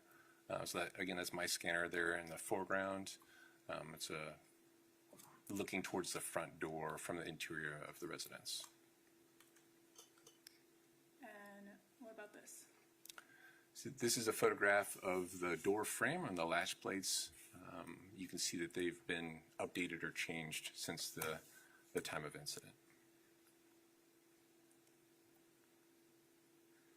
All right. Now, I think you had mentioned previously something called LiDAR. Can you explain to the jury what LiDAR is? Sure. LiDAR is a technology that basically the way the instrument works, and you may have seen these on a street corner with somebody with a tripod doing a land survey. It's very common technology for land surveys or surveyors to use. But basically the way LiDAR works is it's using what is typically infrared light or light that's just outside of the human visual spectrum, so we can't see the light. And what it's doing is it's using that light and recording from the point in time it leaves the instrument till when it hits an object and returns back to the instrument. And for the amount of time for that light to do that, as well as a horizontal and vertical angle. And based on that information, it's able to create 3D points. As I was mentioning, millions of those that really will define an area or an environment. So do you use it to kind of map a 3D space? Yes, I guess from my standpoint, it's 3D. LiDAR is not a new technology, but 3D scanners are fairly recent. And from my standpoint, there's really no better way to document and preserve physical evidence than using 3D laser scanning. So is that, tell me, like, the LiDAR's an acronym, is that right? That's right. And what does it stand for? Yep, so it's commonly accepted for light detection and ranging. It's really just a combination of two words, light and radar. But you can see that, light detection and ranging also works as an acronym, and so that's been kind of more commonly accepted in the industry. Can you tell me some examples of LiDAR? Sure, so the image you just saw was created with aerial LiDAR, which is on the right here. I just talked previously about a total station. That's, again, one of those that you might see somebody on the street corner using with a tripod for land surveying. The instrument I used was a 3D laser scanner. The one I used at the scene is slightly different than the one you see in the photograph, but they're both Faro 3D scanners. That's just a manufacturer. There's also mobile scanning and aerial scanning. They're all using that same LiDAR technology. What is this? So this is just a quick example. This actually demonstrates a couple things. One, camera matching photogrammetry, which I used in this case, but the point cloud there that you see, or the LiDAR data, so when it's capturing those millions of 3D data points that define an environment, it's commonly referred to as a point cloud. So this is just a visual to help explain how that data is captured from an aerial standpoint. So you can see a plane flying over and recording that LiDAR. And what is this? This is the LiDAR that I captured there at the residence, so Ms. Lorincz residence and the surrounding area. You can see on this image the number of points that were collected, so approximately 44 million 3D data points that define and describe that three-dimensional environment. And how did you collect this? So using that Faro Focus scanner, the premium scanner. What is this? This is just a closer view of it, so we're looking kind of from a top down at the neighborhood there. You can see some roofs, you can see the street, but these are individual 3D data points. What about this? In a little bit closer on that same point cloud, you can see the parking in front of Ms. Lorinc's residence, which is shown essentially in the center of this image. This is an image just a little bit closer. Is this what looks like a fan blade maybe? Is that the interior of the residence that Ms. Lorincz resided at? That's correct. And what is this? So this is a perspective view or orthographic view. Sorry, this is not an orthographic, but rather a perspective view or an oblique view of the residence there, and we're kind of just rotating around it. These images help you understand, I suppose, that this is all captured in 3D and that we can view it from, because it's all in 3D, we can view it from any perspective or any angle. And this is LiDAR data too? That's correct. What about this? This is, again, the same point cloud of LiDAR data. You can see the residence there. This? The same. This is from a slightly different view. And now we're rotating around towards the front of the residence. All right, there's a lot of LiDAR. What is this? This is the view of Ms. Lorinc's residence. You can see the same fence that was there in the photographs, and for Unit 3 there, which is right in the middle of this image. How long does it take your fancy machine to gather all these little points? I was probably there for a couple of hours, approximately. What is this? So this is that same 3D point cloud. The way the 3D scanner works is it'll also take photographs after it records the LiDAR data. So the grayscale images that you were looking at previously are based on the intensity of light returning to the scanner itself.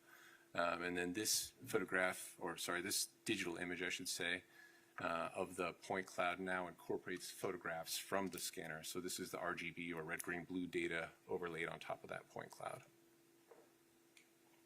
Is that a similar thing closer up?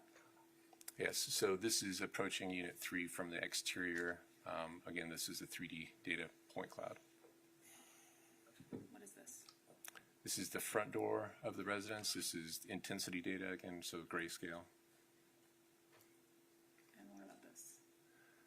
So this is the interior of the residence. This is the LiDAR data that was captured that is the same as it was at the time of the incident. So if it looks a little bit strange to you, that's because objects that were there during my inspection months after the incident occurred from a subsequent resident have been removed from this. Is that what the blank space is, the white?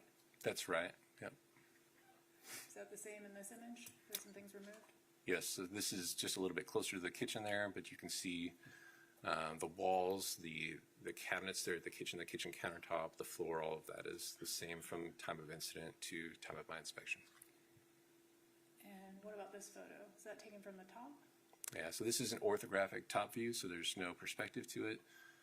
Again, since it's all done within a three-dimensional environment, we can view it from any perspective. This is like a plan view. You might see something like this from an architect. So it's a straight-down plan view. And all of those previous 10 or 15 photos you gathered when you went out to the site. Is that right?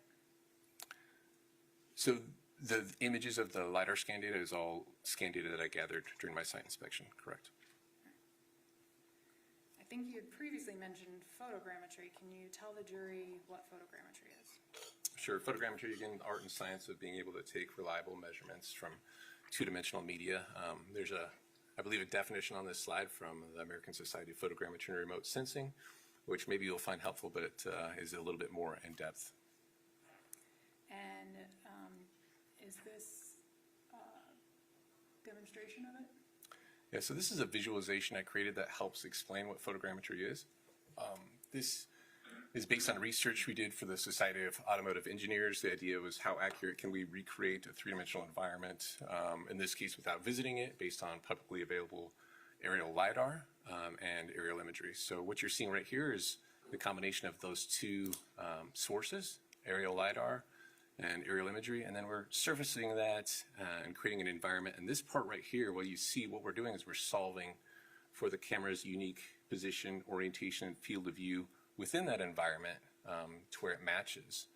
And then once we have that alignment or that camera match to the three-dimensional environment with a photograph, we can begin placing in pieces of physical evidence that are temporal in nature, that are no longer around for physical inspection, such as, in this case, the vehicle that you see, and then the pieces of blue, those crosshairs representing paint on the pavement.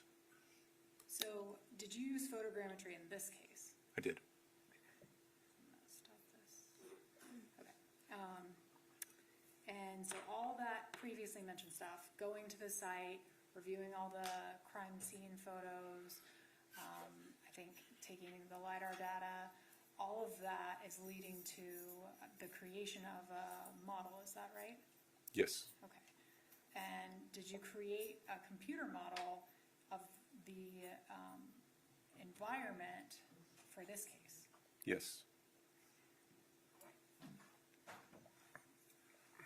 And what information did you use to create that computer model? So some of the information was what we're just walking through, the LiDAR data that I collected during the site inspection. Because of the differences or the changes that had happened in the environment, I also used camera matching photogrammetry to locate where was the furniture, for instance, in that residence at the time of the incident, as well as the location of physical evidence as documented in these crime scene photographs. And then when you're actually creating the model, are you using computer software? That's correct. And what kind of computer software did you use? And so we're using, as I mentioned previously, Faro creates the scanner that I was using, the 3D laser scanner.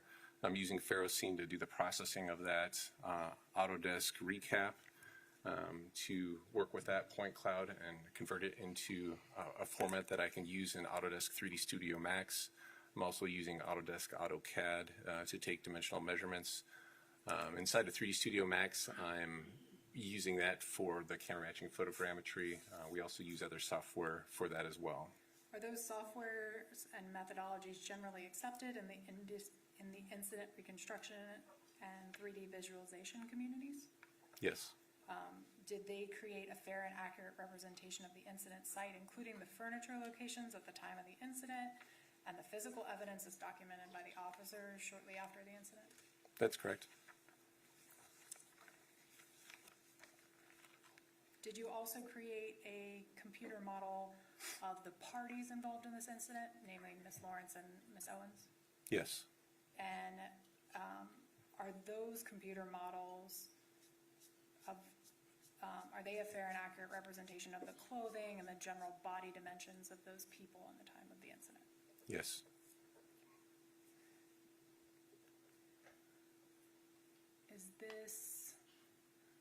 What is this slide? This is a photograph taken by the crime scene investigators shortly after incident. This is looking at the front of Miss Lorinc's residence with a private property sign there in the yard. And then, what is this? This is the same photograph. What we've done is we've done some enhancement, if you will, or clarification to this photograph. Basically, we're using levels to bring out some of the objects that are actually contained inside the photograph, but where it's really dark and difficult to see. For instance, now you can see the trunk of the tree on the left, and perhaps all the way to the left, just above the police vehicles, you can see the edge of another residence across the street. And were you using the computer software that you just mentioned to do that? These adjustments to the photograph would have been done in probably Adobe Photoshop. What is this? So this is that same LiDAR point cloud. This is a different way of looking at it from a colorization standpoint, but you can see represented here is the camera match, or the alignment that I've been referring to with the LiDAR point cloud to this two-dimensional photograph. So that same tree is visible, the same residence to the left side of the photograph, as well as Unit 3 right in the middle where Miss Lorincz was at the time of incident. So are you taking photographs from the police and the stuff that you gathered from the LiDAR and putting it together so it's perfectly aligned? That's correct. We're camera matching it, yes. What is this? This just shows the placement of the property sign. Again, so this is a piece of physical evidence that was no longer there during my site inspection, but using camera matching photogrammetry, we can solve for the location. So where was that sign at the time of the incident? And what is this? This is that same point cloud with RGB or photo overlays on top of it. So same camera match, just a different way of looking at the point cloud data. Is this another police photo? That's correct. What is it of? This is approaching the front door of Miss Lorinc's residence. How about this? This is that same photograph with lens distortion corrected. So we're viewing that photograph inside the 3D modeling software, 3D Studio Max. And now you can see the point cloud that's been overlaid on the photograph. So this is the camera match. What is this? This is a resulting 3D model. So we also created a 3D model of the interior of the residence and some of the exterior as well, based on that same LiDAR data collected, as well as camera matching photogrammetry. So was this created through your computer program? That's correct. And so is this the digital model of the site? Yep, this is geometric model in the computer model inside of 3D Studio Max. What is this? This is another photograph of the front door of Miss Lorinc's residence. What is this? This is that same photograph with lens distortion correction. What is this? This is the point cloud overlay on top of that photograph showing the camera match. And once you camera matched it, what did you do? So this is the three-dimensional model, again, created from the 3D LiDAR data. And this just shows the consistency in alignment between the 3D model and the photograph. And what is this? This is, again, the 3D model. This is a view of it with shaded materials on it. You can also see the bullet defect or bullet hole in the door, and how we're able to place that or solve for its location in the three-dimensional environment using camera matching photogrammetry. Is this another police photograph? Yes. What is it of? This is looking essentially from the front door towards the interior of Miss Lorinc's residence. And what is this?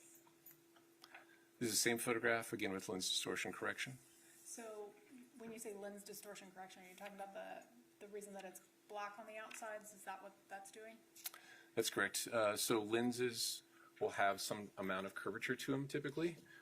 A good example of this that I'm sure you've seen from an artistic standpoint would be a fisheye lens, where people take photographs and it's quite distorted, right? The horizon will have a significant bend to it oftentimes.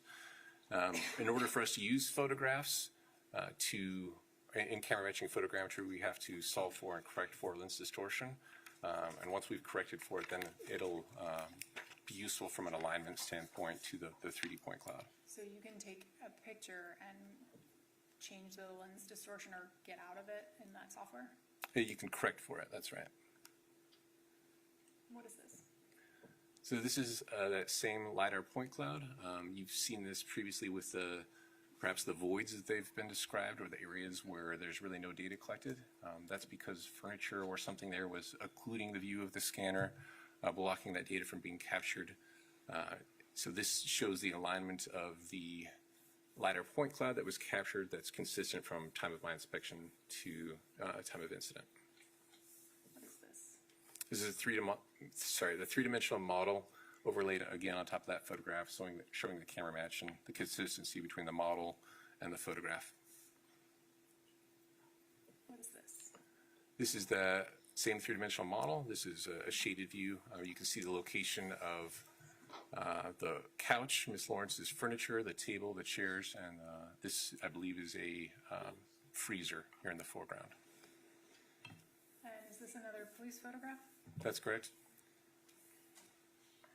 What is this? This is the same photograph, again, within the three-dimensional environment. What about this? This shows the point cloud overlay, so the areas that we've camera matched from the point cloud to the photograph itself. What is this? Same point cloud. This is just the intensity view of a given grayscale. What about this? This is the wireframe geometry of that environment and the overlay on top of the photograph. And this? This is the shaded view of that same three-dimensional model on top of the photograph. Is this a police photograph of the laser? That's correct.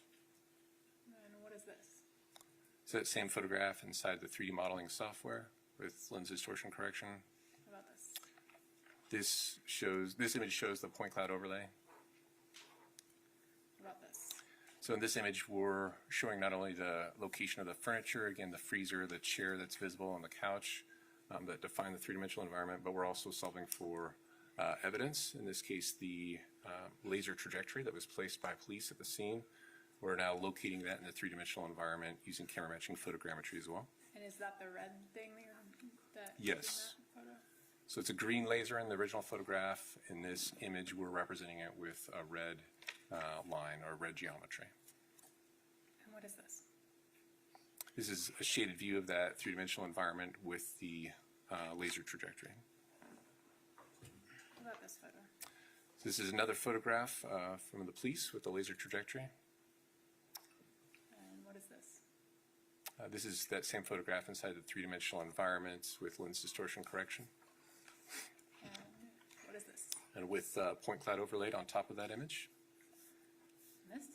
And then this shows the same idea but from a different angle as the previous photograph. So again, we're solving for the location of different furniture. So you can see the wireframe geometry that's overlaying the photograph, representing the location of the table, the chairs, the freezer, as well as physical evidence placed at this scene. The laser trajectory, we're solving for its location and orientation here in the scene using this photograph. It's represented in red inside the three-dimensional model. And what about this? This is that red geometric representation of the laser trajectory inside the 3D model. Did you, you mentioned that you also did models of the people involved, That's correct. and how did you do that? So those models are created based on information I had. So I met with Ms. Lorincz, and again, I photographed her, and I took 3D laser scans similar to what you saw of the interior of the residence. I did 3D scans of Ms. Lorincz. And then for Ms. Owens, as well as Ms. Lorincz, they're based on photographs from the time of incident and body-worn camera footage for their clothing. And then Ms. Owens, the autopsy was also used to understand her overall height or dimensions. What is this? This is a photograph I took of Ms. Lorincz. And how tall was she? She's 5'5". How much did she weigh at the time that you met with her? I don't recall how much she weighed at that time, I'm sorry.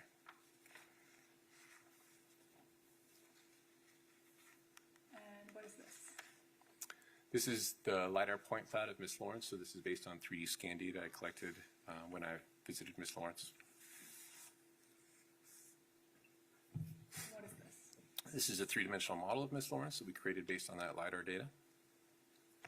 And does the information on the thing that says Susan Lorincz, height 5'5", weight 180, is that information that you gathered at the time?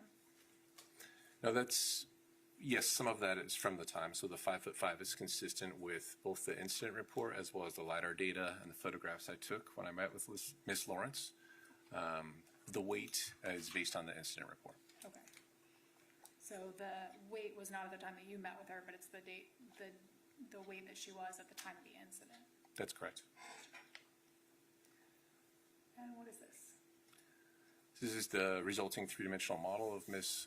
Lorincz on the right. On the left, you can see an image from a police body-worn camera that was used as a reference for creating that model and the clothing that she was wearing from the time of incident. And who is this? This is Ms. Owens, three-dimensional model of her on the right.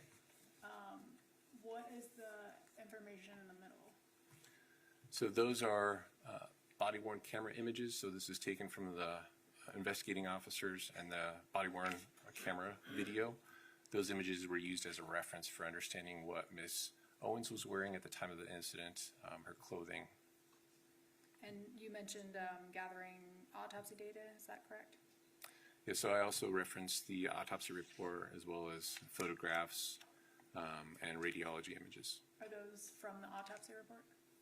Yes, so the text on this image is from the autopsy report describing her injuries, as well as the diagram in the middle, and then photographs on the right. What's that bottom photograph? So that's a radiology image showing Ms. Owens. In this image, you can also see the bullet at where it was located at the time. This image was captured on kind of her left side, if you will. So did you take all of those images and all of those measurements and all of those pictures and put them all together to create your 3D computer model of the scene and the people? Yes. And did you consult with any other experts in developing this 3D computer model? Yes. Who was that? I also consulted with ballistic expert Mr. Wright. And did you work independently or in collaboration with Mr. Wright? Both. So tell me what you did independent of him. So independently, I did the work that was kind of previously described through this presentation. So capturing the data myself at the scene, using it for camera matching photogrammetry, creating an accurate model, including the location of physical evidence there inside the three-dimensional model. Three-dimensional models, including wound locations for Ms. Owens, but three-dimensional models for both Ms. Owens and Ms. Lorincz. And then from a collaboration standpoint? Yeah, was that all that you did independently? Yes, Okay. I believe so. Then what did you do in collaboration with Mr. Wright? So from a collaboration standpoint, I worked with Mr. Wright to establish where Ms. Lorincz was at the time of shot, her position such that it would be consistent with physical evidence from that laser trajectory, as well as the cartridge casing that was found on the countertop in the kitchen, and Ms. Owens' position outside of the residence, such that her position would be consistent with her wound path and physical evidence based on Mr. Wright's ballistic expertise. And then did you prepare some photographs of the 3D computer model? Some images, yes. What is this? So this is an image of, or a three-dimensional diagram. This is an orthographic side view, sometimes referred to as an elevation view. You can see the door, or the front door of the residence is on the left. You can see some of the exterior with the fence there. You can see the freezer, the chairs, and a dining room table in their location where they were at the time of the incident. What about this? So this is a placement of that laser trajectory as determined through camera matching photogrammetry. And I notice it went back to green. Is this the exact same angle and all that from the police? Yeah, sorry if there's any confusion there. It was green. It was a green laser in the photographs from the police. I used red geometry to help define and show how it was camera matched and located. And then I'm representing it here in green inside the model. What is this? This is a position, again, that was worked with Mr. Wright in collaboration. It's also consistent with Ms. Lorinc's statement as to where she was standing at the time of the shot. So this image is of that same environment with all the same furniture locations, but now it incorporates Ms. Lorincz in a position consistent with physical evidence at time of shot. And what is this? Same image again. Now we're incorporating Ms. Owens into this image and her position such that it's consistent again with physical evidence and with Ms. Lorinc's testimony. Now, can you tell me what this is showing us? Yes. Starting off, why don't you start off with is the green line still the same laser that we've been talking about? That's correct. So that's, and it's labeled in this image as police trajectory. So that's the laser trajectory that was placed by the crime scene personnel at the time of incident. And then I see a blue dotted cone. What is that? So that cone represents a plus or minus 5 degree or for a total of 10 degree cone that was placed at the direction of Mr. Wright, ballistic expert Mr. Wright. That cone represents a range of possible or an area of possible locations where the shot was fired from. And I noticed that there's also a yellow line. What is the yellow line? Yellow line represents the three-dimensional model and the location where Ms. Lorincz was at the time of shot in our model, again, consistent with the ballistic evidence. So it's inside of that plus or minus 5 degree cone here. It's also connected to the bullet hole in the door, and then her position inside the model consistent with the cartridge case. So I noticed that the yellow line is not all the way at the bottom of the 10 degree cone. Is that correct? That's correct. And so that position is not as far down as could have been still within the cone. Is that right? That's correct. It could be a little bit lower. It could be a little bit higher. What is this? So this is that same three-dimensional environment with objects located through camera matching photogrammetry, including that freezer by the front door. You see the chairs and the table. This is, again, like a plan view or a top-down view. What is this? This is that same image, but with the addition of a 3D laser. So this is the green laser as documented by the police. What is this? This is that same sequence. So here you can see Ms. Lorincz in a position where she, consistent with physical evidence, where she would have shot. And what about this one? This image includes Ms. Owens' position. Miss Lorincz or Miss Owens? Ms. Owens. So it has both people? That's correct. And are these just the top-down views that we've just seen from the side? Like the last? Yeah, it is the same sequence of images that you were just looking at from an elevation or side view. Now we're looking at it from a top-down or plan view. Okay. And what is this? So this has the same 10-degree cone incorporated into the 3D model again based on the direction of ballistic expert Mr. Wright. And it shows Ms. Lorincz in a position near the kitchen table or dining room table. All right. What is a visualization? So a 3D visualization could be used to describe a number of different things. Again, from just a standpoint of a 3D model, you could have a single image of it. It could be a 3D environment. In this case, it's a recreation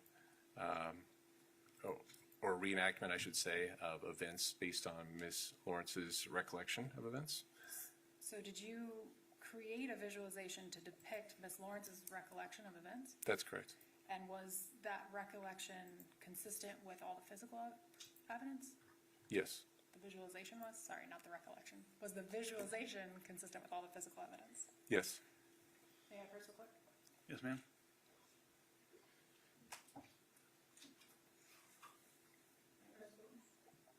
Yes, ma'am? I'm showing you what's been marked for identification as defense exhibit G. Do you recognize it? I do. How do you recognize it? This is a DVD of the Not what is it, but how do you recognize it? How do I recognize it? My apologies. I have my initials on it. I have seen this DVD. And what is it? It is the 3D visualization that was created for this incident. And is the visualization you created a fair and accurate representation of the recollection of events? Yes. And I think you mentioned previously, but is the positioning of Ms. Owens and Ms. Lorincz shown in the visualization at the time the shot was fired consistent with all of the physical evidence in this case? Yes. At this time, defense would move what's marked for identification as G, I believe, as defense 10. Any objection or board aye? Your Honor, I have no objection to the visualization being shown to the jury as a demonstrative aid. Do you have an objection to being placed into evidence? Yes, Your Honor. What's the nature of the objection? Your Honor, may we approach? Sure.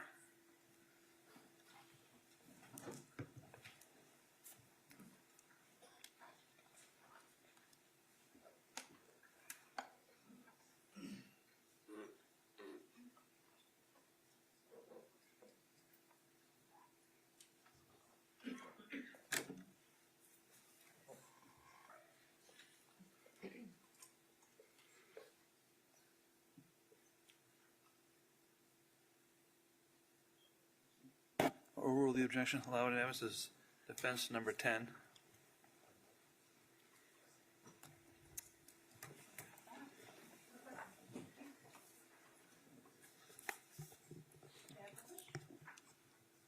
Yes, ma'am.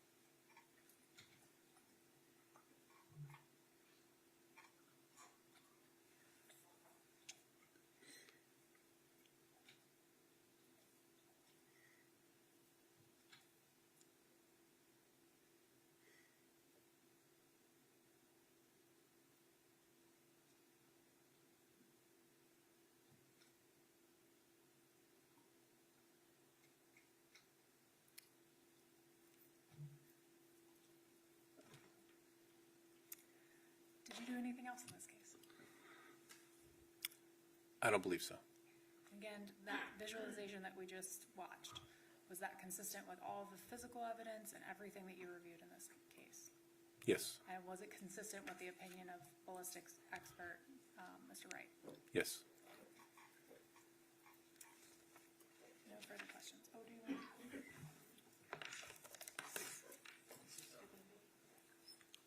Cross-examination. Yes, Your Honor. If we could have the state's podium. If what? The state's desk. I use media from the state's desk. Okay. I believe we're ready.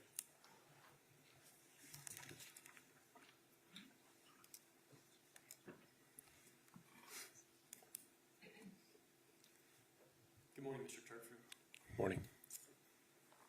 So this computer animation that you made and that we just viewed, there was a part in there where the door goes inward, correct? A little bit? Yes. That door, you never tested the door, you never inspected the door, correct? That's correct. To my knowledge, the door was unavailable for inspection. And then you never recorded anyone banging on the door that was shot through in this case, correct? That's correct. So you never took any measurements of anybody banging on the door in this case, correct? That's correct. And you're basing this whole computer animation based on a lot on the recollection of the defendant's events, correct? I'm sorry, but You're basing a lot of this computer animation on the defendant's recollection of events, correct? yes, that was certainly a consideration when creating the visualization. But you have no idea how much force will be required to move this door inwardly, do you? Again, the door wasn't available for my inspection. So the answer would be no, correct? That's correct. And you have no college degree in physics, correct? That's correct. And you're being paid, I think, $280 an hour, correct, in this case? That's correct. And I believe you've put in probably more than 50 hours in this case, correct?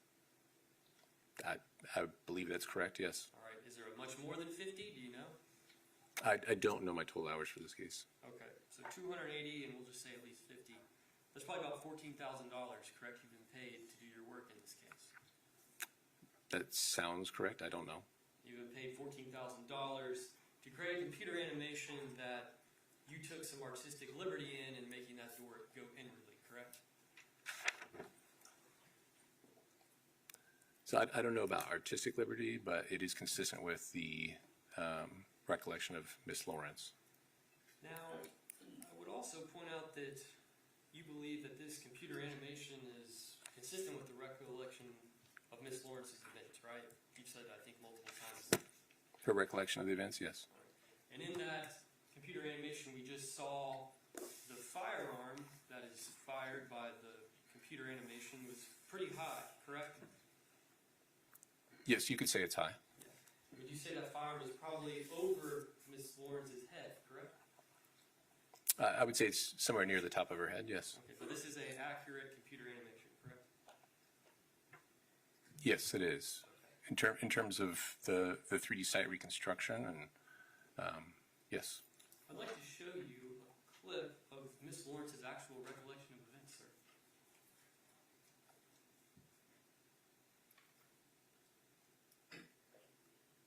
Okay, how were you holding the gun when you fired it? With two hands? Yeah.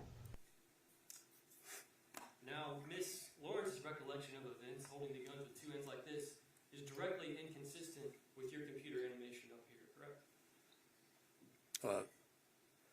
I would also say she wasn't sitting like she is in this video frame, but and from a directly inconsistent, I mean, it's consistent with her recollection of where she was standing, and it's consistent with physical evidence. Question, sir. Now, sir, I want to move on to the computer animation. It's not a representing accurate timing of event, correct? Correct. All right. It's not a accurate representation of the entire sequence of events, is it correct?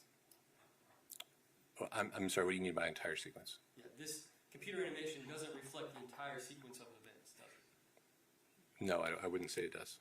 And there were some things that were left out in this computer animation, correct? I don't know what you're referring to, sorry. Well, you didn't include the defendant calling 911 before Ajike even came to the door, did you? That's correct. All right, and you did not include the defendant in the bathroom walking out to the front door and finding out that Ajike was the one banging on the front door, did you? That's correct. And you didn't include the defendant, once the banging on the door happened, walking all the way back into the bathroom and washing her hands. You never included that, did you? No, that is not a part of the visualization. And then you never included the defendant walking into the kitchen after leaving the bathroom and washing her hands, did you? While the bang was going on.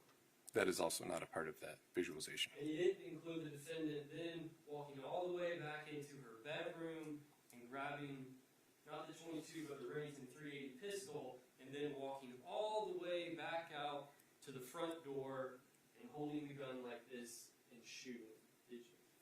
That is also not a part of the visualization, no. And sir, you have no medical expertise, do you? That's correct. No further questions. Any redirect?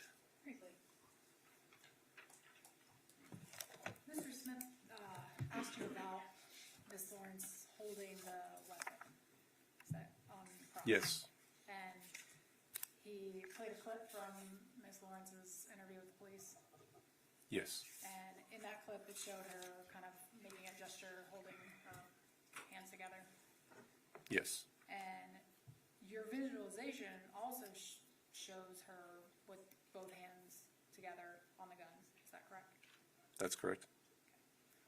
Nothing else. Any redirect? No, Your Honor. Is he excused? Yes. Sure, you're excused. Thank you and have a nice day. Thank you.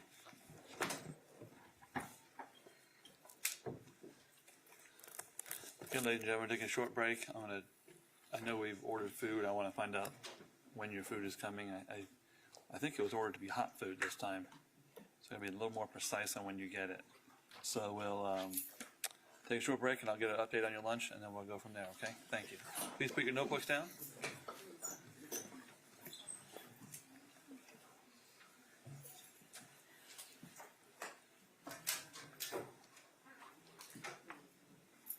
All right, we'll take a short break. I'm going to check on their lunch.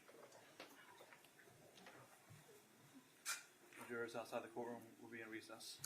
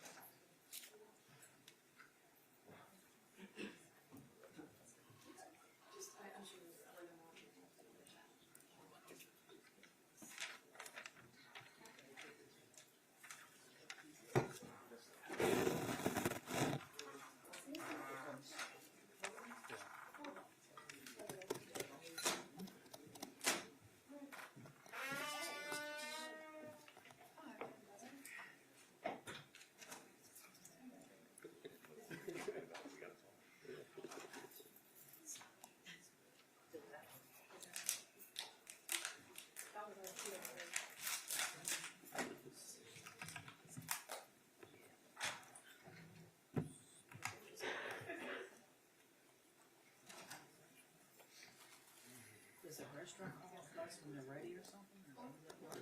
Well, that's not what they don't want you to do. So he's not send it works. That works. Brooklyn's works. Yeah. Okay, so they bring it here. Oh, okay, okay. Okay.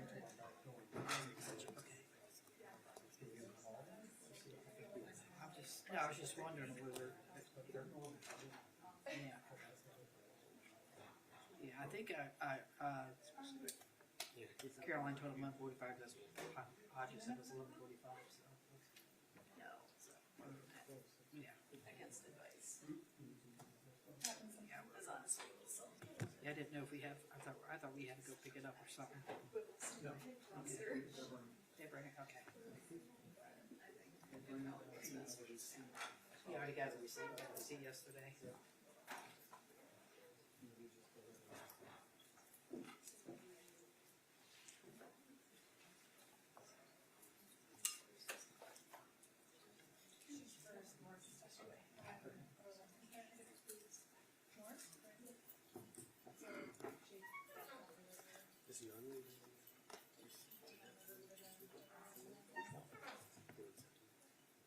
No, that's not a death case. It's a second degree. And like, yeah. I started that case when I was in the States. Yeah.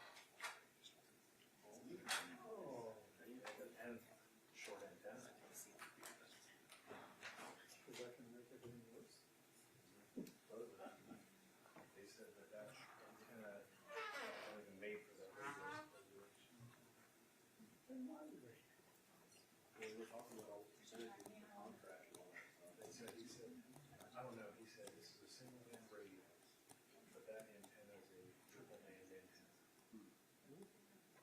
So they got the single band antennas, and each are shorter. So they don't think why the hell they Yeah.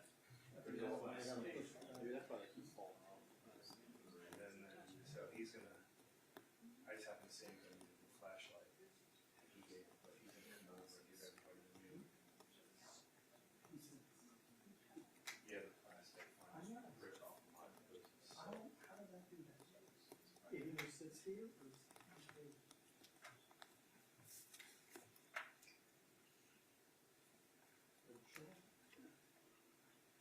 But, so he's gonna. I said you brought all the old radio filters back, the box up there. Who'd you give them? Because they have no record of us trying to. I give it to Steve. He says, it's still showing that we have all the. So I said, I'm almost positive Roman took them because you came to me. Was it free? Yeah. So I collected them all and then you went on the nights and you bought them. Yeah. So anyway, he's coming over here in the next week or week and a cup too. He said he's gonna come in 3 months. And he's holstered and yeah, it's just more secure too. Yeah. It's like You never had really a problem. no, that one for us is not the problem. I wouldn't trust that one to control. Yeah. It's the clip. Yeah. Are you back? Yes, sir. You should have checked in. He checked it with Kyle. Yeah, it's taking a call. I don't know why. So I have one more. Two done right now. So one more.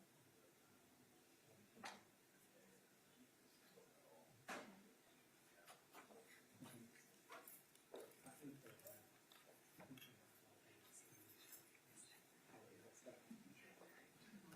Yeah.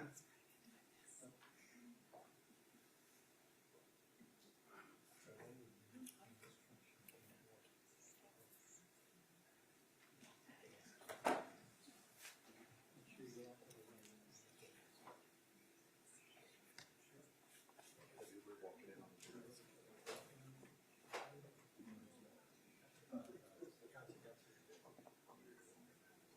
Walking in the jury room. Yeah, after 3 days of jury.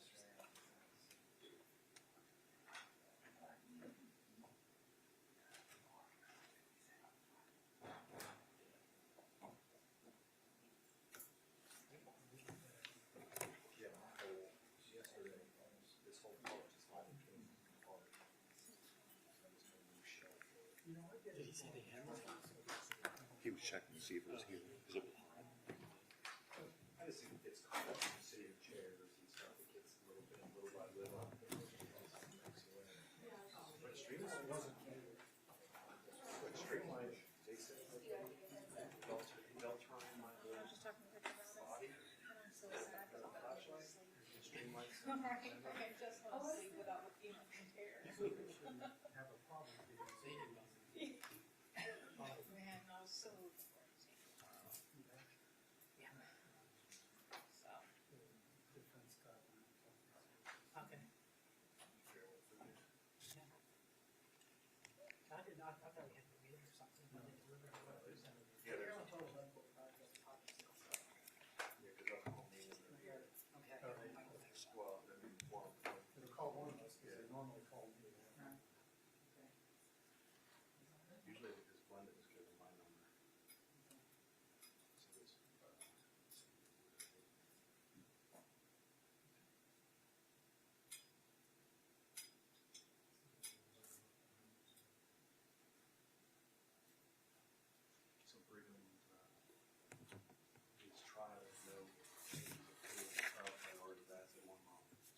He said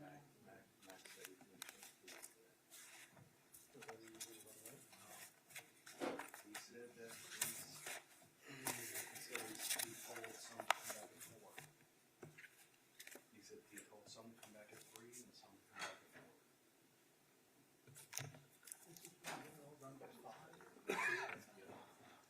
Hello?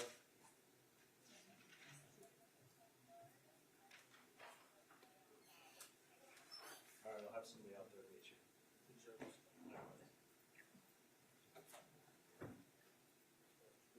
Sierra 5360, I need somebody to meet from the backyard to the back door, bring the jury up to Let's, bring her out, and I'll just tell the jury what the schedule's gonna be.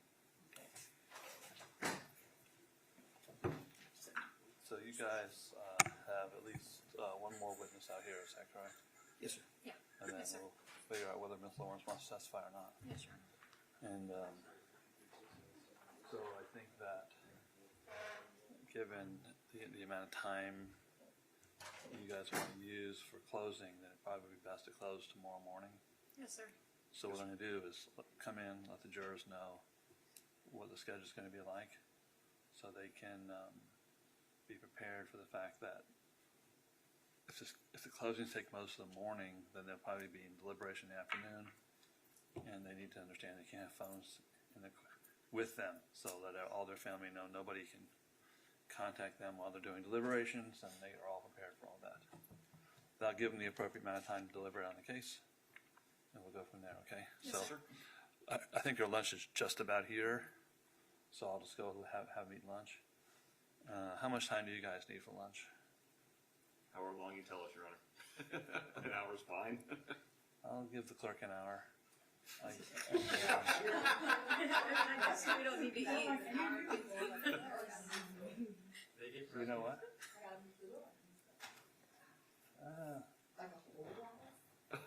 Have I ever given you less than an hour? Yeah, I'm only taking 30 minutes. Not me. I know, you get the whole thing, you get to walk out and go. No, but I've always given you at least an hour. I'm not Right. complaining. I'm not saying about other. I'm not saying have other judges given you less than an hour. I've never given you less than a full. You have never given me less than that, you're not right. So I'll give you. I mean, if you need a little bit more than an hour, I'll give you what you need. I'm good with whatever you All right. do. So we'll give you everyone an hour, and that'll be good. We'll say 11:45 to 12:45. How about that? Okay. So. I'm not talking about what the other people on the hall do. Don't worry about them. So. You ready? Yes, ma'am.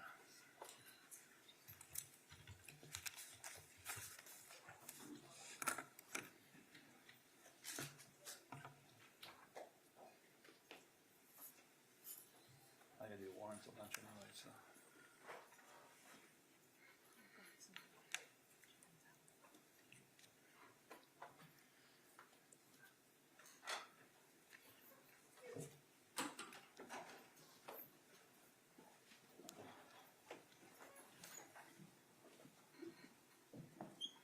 All right, ladies and gentlemen, don't get too comfortable because your lunch is here. And so I want to make sure it gets to you before it cools down. I think the bailiff is down there right now, picking it up and bringing it up here. I just want to let you know what the schedule is going to be like. We'll have at least an hour for lunch. After that, we'll have some witnesses in the afternoon. And then I'm going to release you for the day, because then we'll have our closing arguments tomorrow morning. All right? Given the possible length of closing arguments, if I did it today, you would be getting the case very late, and I want to make sure you have the appropriate amount of time to deliberate on the case, okay? So most likely the closings will take a lot of the morning tomorrow, but then you'll have plenty of time to deliberate on the case. Keep in mind that when you're deliberating, you can't have your phones with you. So if you need an emergency number, let us know, we can give it to you. Otherwise, we're going to live just like the 1980s, no cell phones for at least a couple of hours. And maybe that life is better, I don't know. But otherwise, enjoy your lunch. Remember, you can't discuss the case yet. And we'll see you in a little over an hour, okay? Thank you.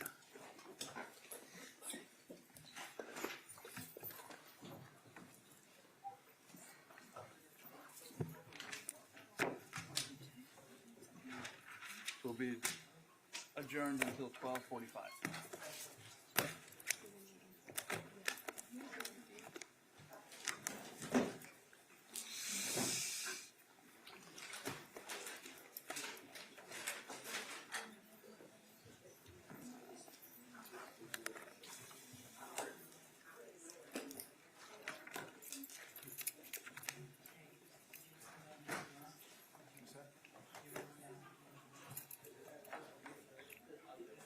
Yes.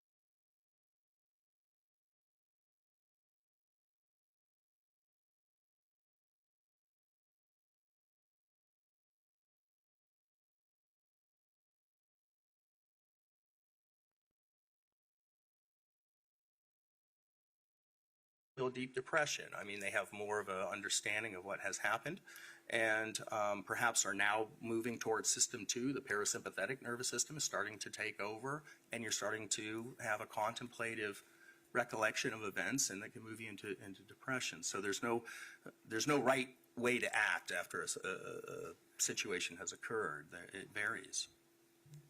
If I may have a moment, Your Honor. Yes, sir.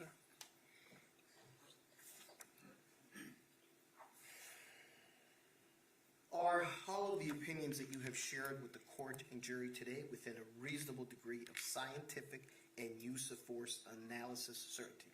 They are. Thank you. No further questions. Thank you, Don. Thank you, sir. Do you want this slide up or no? Yes. Thank you, Your Honor. Good afternoon, sir. Good afternoon. You are not a licensed psychologist, correct? I am not. Nor are you a licensed psychiatrist? No. Not a medical doctor? No. And you've never counseled or treated patients in a psychological or psychiatric setting? I have not. The majority of your life has been involved in law enforcement? Yes. And you've actually developed some unique products that law enforcement officers use in their everyday duties, right? I have, yes. Your master's degree is in educational psychology, right? It is, yes. And you received that degree, I believe, in 2014. Yes, That degree came from the Department of Education, not the Department of Psychology, correct? that's right. And you basically went back to school to try to get a better understanding of how to better train law enforcement officers, right? Well, to train everyone, I think. At that point, I was already, as I told you, I started as a self-defense instructor. But to understand what happened, why people behave the way they do under stress, that was my big question, why I went back to school. Would you agree that people have to make split-second decisions every day? I suppose some people do. I don't know if everyone does. For instance, I'll give you an example that probably everybody in this room has experienced at some point. I'm driving down the road, and the car ahead of me slams on its brakes, and I then have a split-second decision to make. Yes. Okay, I have to decide, do I have enough time to hit my brakes to avoid making contact with the car ahead of me? You generally won't make that decision. That'll be an automatic response. Okay. Would I also have to, well, depending on how much time I have, right? How much time you have, that's right. If it's way down the road, then yes, you can contemplate it. But if they slam on their brakes so that it has a meaningful effect, oftentimes the automaticity of your actions will take over. That system 1 we talked about, it will engage. You won't be working off system 2. And that system's going to help me decide, do I hit my brakes to try to avoid? Do I swerve right? Do I swerve left into maybe oncoming traffic? Or if I have nowhere to go, I just got to hit the brakes and try to minimize the damage? If you have the time to do it, yes. Okay. And the brain makes all of those decisions in a split second, does it not? Well, not if you're contemplating. If you're contemplating, it could be the course of several seconds, and depending on how much time. I mean, if you're a radar operator with something coming in, it could be several minutes, could be an hour. So the process, once again, varies given the context of the danger, I suppose. And the immediacy of the danger. The immediacy of the danger will be a system 1 response. That situation I just described could be considered a very stressful situation, could it not? Sure. It could create a high anxiety. Yes. If you make the wrong decision, you could be seriously injured or seriously injure somebody else. I would think so. And people are put in those positions every day, are they not? Again, yes, I don't know what people you mean. I think the context matters. If you stay home all day reading books, I don't know how many opportunities you have to be placed in high stressful situations. But it is quite common that individuals are forced to make some type of split decision on a daily basis. Now, obviously, the more time that I have between seeing this immediate threat ahead of me, this car slamming on its brakes, the better ability I have to react. I would say yes. And the better ability I have to make a more reasoned and informed decision. Yes. If I have 50 feet or 5 seconds to react to this car slamming its brakes on ahead of me, I have a better ability to react than I have if I have an immediate threat and I have 10 feet and a half a second to react. Well, it depends on, I would say that's true, but it depends on the speed you're traveling as well, Sure. Of course. Is that similar to the concept of the signal detection theory that you described earlier. Kind of. So you're talking about almost an economic model of decision making, like I can swerve or I can hit my brakes or I can go off to the curb. Those are picking the best answer between multiple versions of response that you have time to contemplate. Signal detection theory does offer that, but remember that the whole point is uncertainty. In other words, you don't have an answer on what to do. You're not really certain about what to do. So in the backdrop of uncertainty, or when you're trying to decide something is, you're not looking at brake lights coming on. You're trying to decide something unknown. It's a different experience, because what you're having to do is make decisions based on what you don't know, not based on what you do know. You're answering, or to answer your question, knowing that the brake lights come on is something you know. But you don't know what is going to happen if I choose to swerve right or left or hit the brakes. Do I have enough? Well, I think you calculate what will happen, and I think that's fair. But again, the signal detection theory is based on uncertainty. I just don't know what I'm looking at or looking for. I'm leaning in one direction or the other, and this is why the SDT, I'll call it shortly, is based on what we call liberal and conservative bias, because there's that error component in the prediction level. When you mentioned, touched on this earlier, that in a situation where there is stress or anxiety, there's an adrenal response. Yes. Okay. And basically adrenaline kicks in and it floods the body and the brain. Yes. It makes your lungs work more efficiently. Yes. It causes blood vessels to send more blood to your muscles. There's blood shifts around the bodies based on where it's needed, but it may go to your muscles, some may go to the viscera. And this is done through the changes in blood vessels and capillaries. And that's why we see some people do like amazing feats of strength in those situations. Yes. It also sends more blood to your brain. Yes. And that causes the brain to become more alert and focused, does it not? Oftentimes, yes. It is that rush of adrenaline that helps the brain make that split-second decision to know what to do when that car ahead of you slams its brakes on. I'm sorry, repeat your question. It's that rush of adrenaline that causes my brain to be able to make that split-second decision to react to the car ahead of me. Right, if it's a high arousal, then it's going to be automatized. So system 1 will engage, and it will be because of the physiological and psychological changes that you're undergoing. So often I do that without even thinking about it. Well, it's automatized, you never think about it. That's the description of system 1. Would you agree, take my situation, if I am an experienced driver, been driving for 30 years of my life, I am better equipped to assess this car ahead of me, assess the immediate threat in front of me, and make a good decision. Yes, that's true. I'm better equipped in that position than I am if I was a 15-year-old driver who has driven twice in my life and didn't know what to do. Most certainly. So your age, your life experiences factor into your ability to make a good decision. Well, depending on whether it's a novel event or not, right? I mean, so there are some things that you've never seen before. It doesn't matter if you're 15 or 50. So, for example, if no one's ever pulled a gun on you, you may not know what to do. There's no blueprint for that. So your novel decision-making is just as green as a 15-year-old who has also never had a gun pulled on him. But to your driving example, once again, the assumption is if you're 50 and driving, you've probably braked a lot. You've probably had these situations occur all the time. And if you're 15, you haven't. So in that case, these are not novel situations. These are repeat situations that you formulated a plan for, and they become automatized over time. Even people with general life experiences have experienced different forms of stress, different forms of anxiety, different forms of threats, right?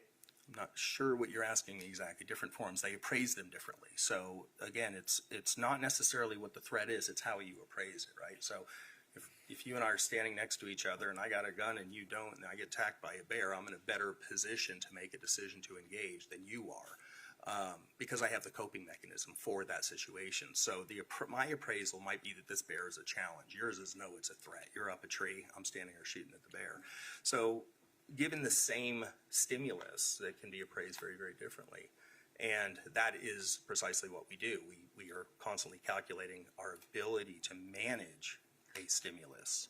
And if we can manage it, once again, it is considered just a challenge. But if we can't manage it, it becomes a threat. And this is where arousal starts to see a drop-off in performance. And would you agree that general life experiences gives an older person a better ability to manage situations? Because they've seen situations differently and more often in a different context than a 15-year-old. It's probably an empirical question. I don't know if that's been tested. I mean, there's this thing called near and far transfer. So if you do things similar to something else, you have what are called near transfers. If you do things that are way different, then you have far transfers. How those things affect novel situations, I'm not exactly sure. You also mentioned something in your direct examination that when talking about maybe prior difficulties with somebody that future behavior is Future behavior is predicted on past behavior, yeah. Okay. And again, it may not be exactly predicted because it's random, right? So one event doesn't necessarily have any relation to the other one, but our perception of past events is what directs our decision-making in future events. You charge $300 an hour, correct? Yes. And about how many hours have you devoted to this case so far? I don't know, probably 15, 17. Can I have one moment, Your Honor? Yes, sir. Thank you, sir. Thank you. Need to redirect? Yes, sir, thank you. Since Mr. Buckman asked you, tell us, what is educational psychology exactly? Oh, you're good. So when I went back to school, I already had a whole career behind me as a law enforcement officer, and my interest in further study going to graduate school was to learn about how stress affected individuals, because what we were seeing in the field is that people weren't performing the way we were teaching them to perform. I thought at first perhaps I would find the answer in military studies or something like that, but as I did further investigation, what I found out is this idea of anxiety and stress is most profound in sport psychology, sport exercise and performance. Why is that? Because we don't have people in lab coats standing on the battlefield. We don't have people in lab coats standing, in the neighborhoods when the police show up. But we do have people with lab coats in the laboratory working with athletes. We have them on the gridiron. We have them on the diamond. And they are seeing how people perform when they get very high levels of stress. We just had the Olympics, great example. You see people, we call it choking under stress. And so all of that data is found in educational psychology, not clinical psychology. I wasn't interested in working with people who were unwell, people who had disorders. I was interested in working with people who were very well, like champion athletes, police officers, SWAT team members, Navy SEALs, things like that. So I drifted towards educational psychology over clinical psychology because I think it's far more relevant in understanding the issues that I talk about. Mr. Buxman spent a lot of time with you talking about an individual slamming their brakes in that situation. What is the difference between an individual under a stressful situation where, they have to slam their brakes to not die, to not get in an accident, to not damage their vehicle or something else? What is the difference between that type of stress and the type of stress that you see in use of force analysis and how that affects your decision-making process? A lot of times in use of force, not always, but a lot of times the decision is terminal. It's not just going off into the ditch and having to call AAA, but it's actually terminal. In other words, if you don't make the right decision, you can die or perhaps you kill someone else. So unfortunately, I would say that we don't have a lot of information, empirically speaking, on how people exactly behave when they're under this this type of arousal, because you can't shoot at people and see what they do. But we do have a lot of information from the field, from law enforcement, from the military about those things. And so it's sort of a separate category from the everyday events that you see, like driving your car. That's not the kind of arousal. You don't get as aroused as, for example, somebody sticking a gun in your face and threatening to kill you. So they're viewed slightly differently than everyday events. The idea that you have to make split decisions, can be whether or not you decide to send your camper child off to camp or not. That might be a split-second decision that you make as part of a heuristic. But there are certainly different gradients of these split decisions, and I usually deal with the most extreme. So it's apples and oranges. I'd say they're relative. I don't know if they're apples and oranges. They're both fruit, we'll say that. And, they're certainly different kind of fruit. Different types of fruit. Yes. Okay. Mr. Buxman spent some time speaking to you about general life experiences, but it depends on the type of experiences that an individual has, right? Yes. And statistically, do a lot of people have experience in a use of force analysis? Analysis, no, or do you mean use of force situation? I'm sorry, use of force situation. They really don't. I mean, considering the number of the amount of violence that we have in this country, I think is well known. But we have a lot of people in this country too. So the statistics of it break down to very, very few people having any experience with violence, and even fewer with deadly violence. Okay. If I may have a moment, Your Honor? Yes, sir. No further questions. Thank you for your time. You're welcome. Any additional questions? Can I have one more, Your Honor? Sure.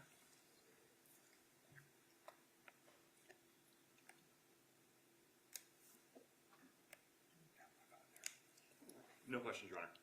Is he excused? Yes, sir. Thank you. Have a nice day, sir. Your Honor.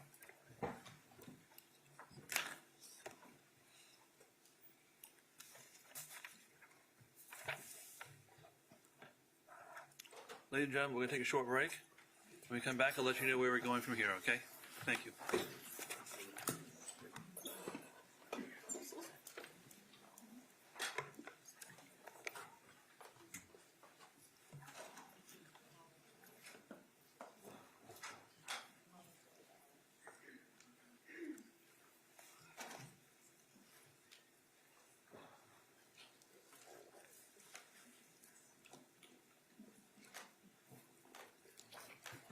All right, the jury is out of the courtroom. Are there any other additional witness for the defense? No, sir. All right.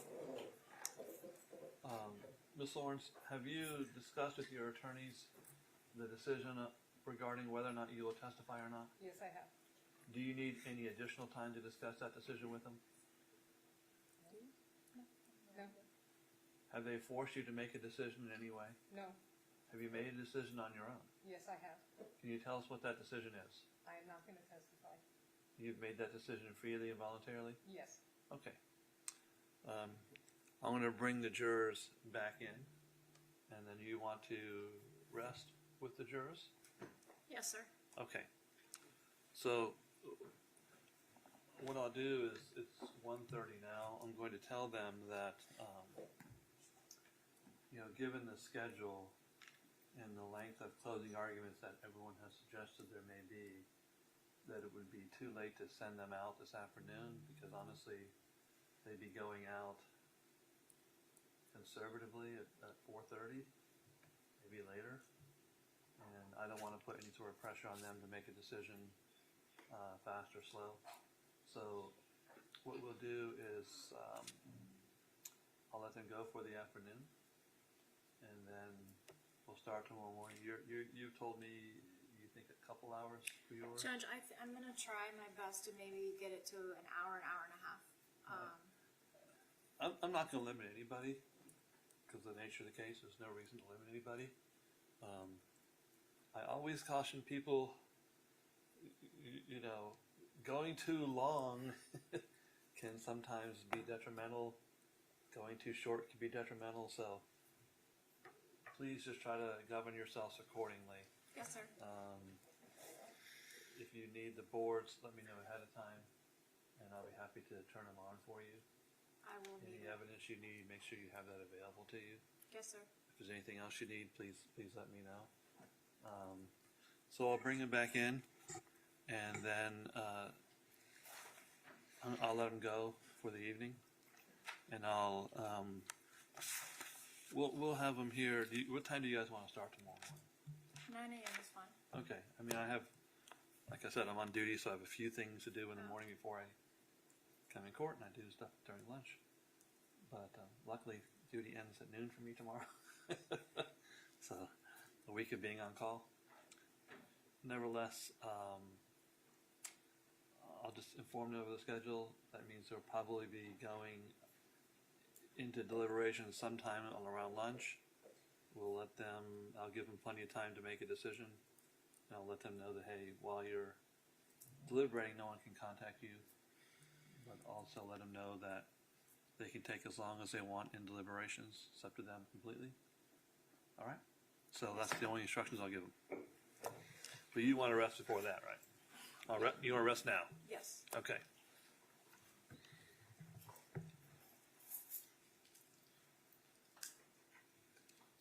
Bring him back. for the record, Ms. Lorincz is uncuffed, wearing the same type of civilian clothing that she has. Yeah, she's been in civilian clothing the entire trial. Thank You don't have any hands cuffs or leg cuffs on? Okay, thank you. I'm just freezing. That's right. You cold? Freezing. All right. We always try to keep a little cool. You'd be surprised how hot it is to try a case. So it's always better to be cool. You don't have to feel too bad. I've got multiple sweaters. Okay.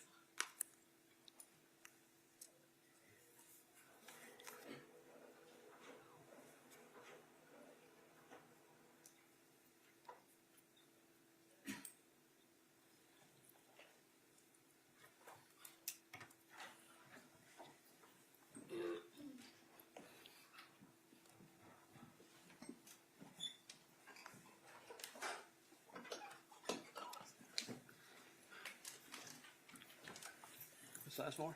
Yes, Judge, the defense rests. I take it there's no rebuttal? No rebuttal, Your Honor. Ladies and gentlemen, both the state and the defense have now rested their cases. So what we're going to do is go into a recess until tomorrow afternoon. The reason we're going to a recess now is because of the time that it may take for the parties to present their closing arguments, and for me to give you the instructions means you wouldn't be getting this case till very, very late in the afternoon. I don't want to put any pressure on you regarding how long you need to deliberate. When you deliberate the case, you'll have as long as you want, but I don't want to start at 5:00 p.m. Okay, so you should have it probably around lunchtime tomorrow, somewhere in that range. Okay.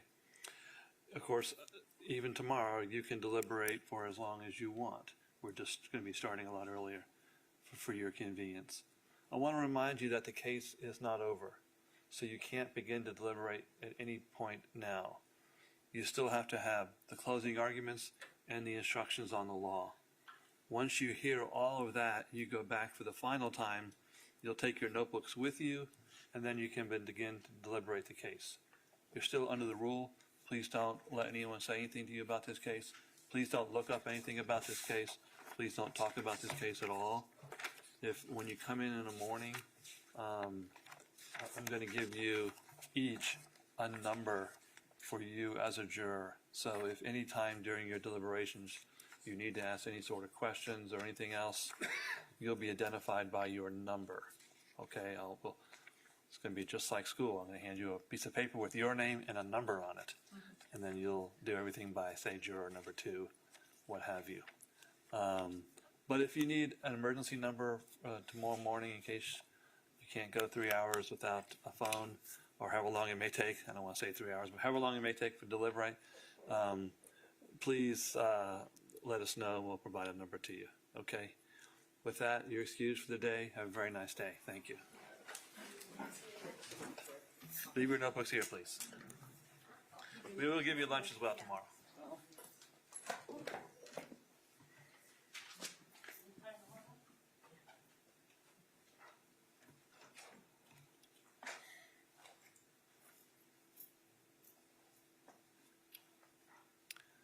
Does anyone else have anything they need to address before we recess for today? There was just one small error that I found in jury instructions, and I think we need to address a couple of things in it.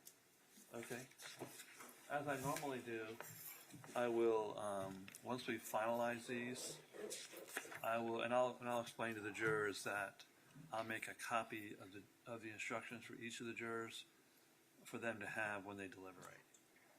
As probably all of you are familiar with my practices, there'll be one set for the foreperson, and there's one verdict form, and then each of the other jurors has a set to help them discuss instructions while they deliberate. What is the error?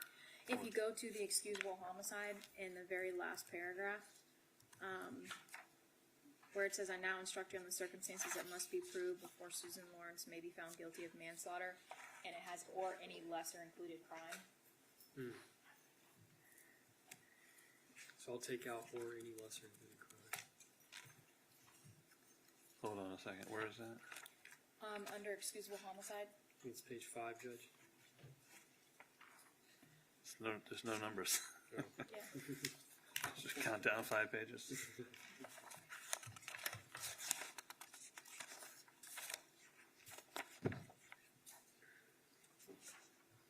Okay. Oh, on the introduction of homicide one? Yeah, if you go to the Okay, last paragraph. I now instruct that the circumstances must be proved before Susan Lorincz may be found guilty of manslaughter. You want a period after manslaughter. Right, because there are no lesser included, and I don't want them to get confused. No, I appreciate that. Did you read it out loud and find that, or? I did. See?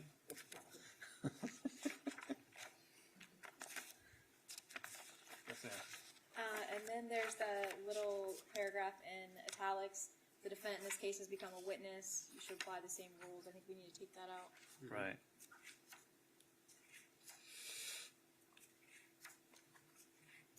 Taking that out. And that is under 3.8. 3.9. 3.9. Or 3.9. That'll be taken out, and we'll keep in 3.9A. Yes, ma'am? Yes, sir. What else? That was it. Okay, so what we'll do, Mr. Smith, whoever sent me this copy, I think that was you, correct? Yes, sir. Send a copy to Ms. Sizemore, if that's who's getting it, whoever on the defense is getting it. And then once you guys tell me everyone's good on this, then I'll have Ms. Matthews make the copies, Yes, sir. Yes, sir. okay? And I appreciate it. Take these back. That'll be it for today. Thank you, everybody. Have a Thank nice you, day. Judge. Thank you.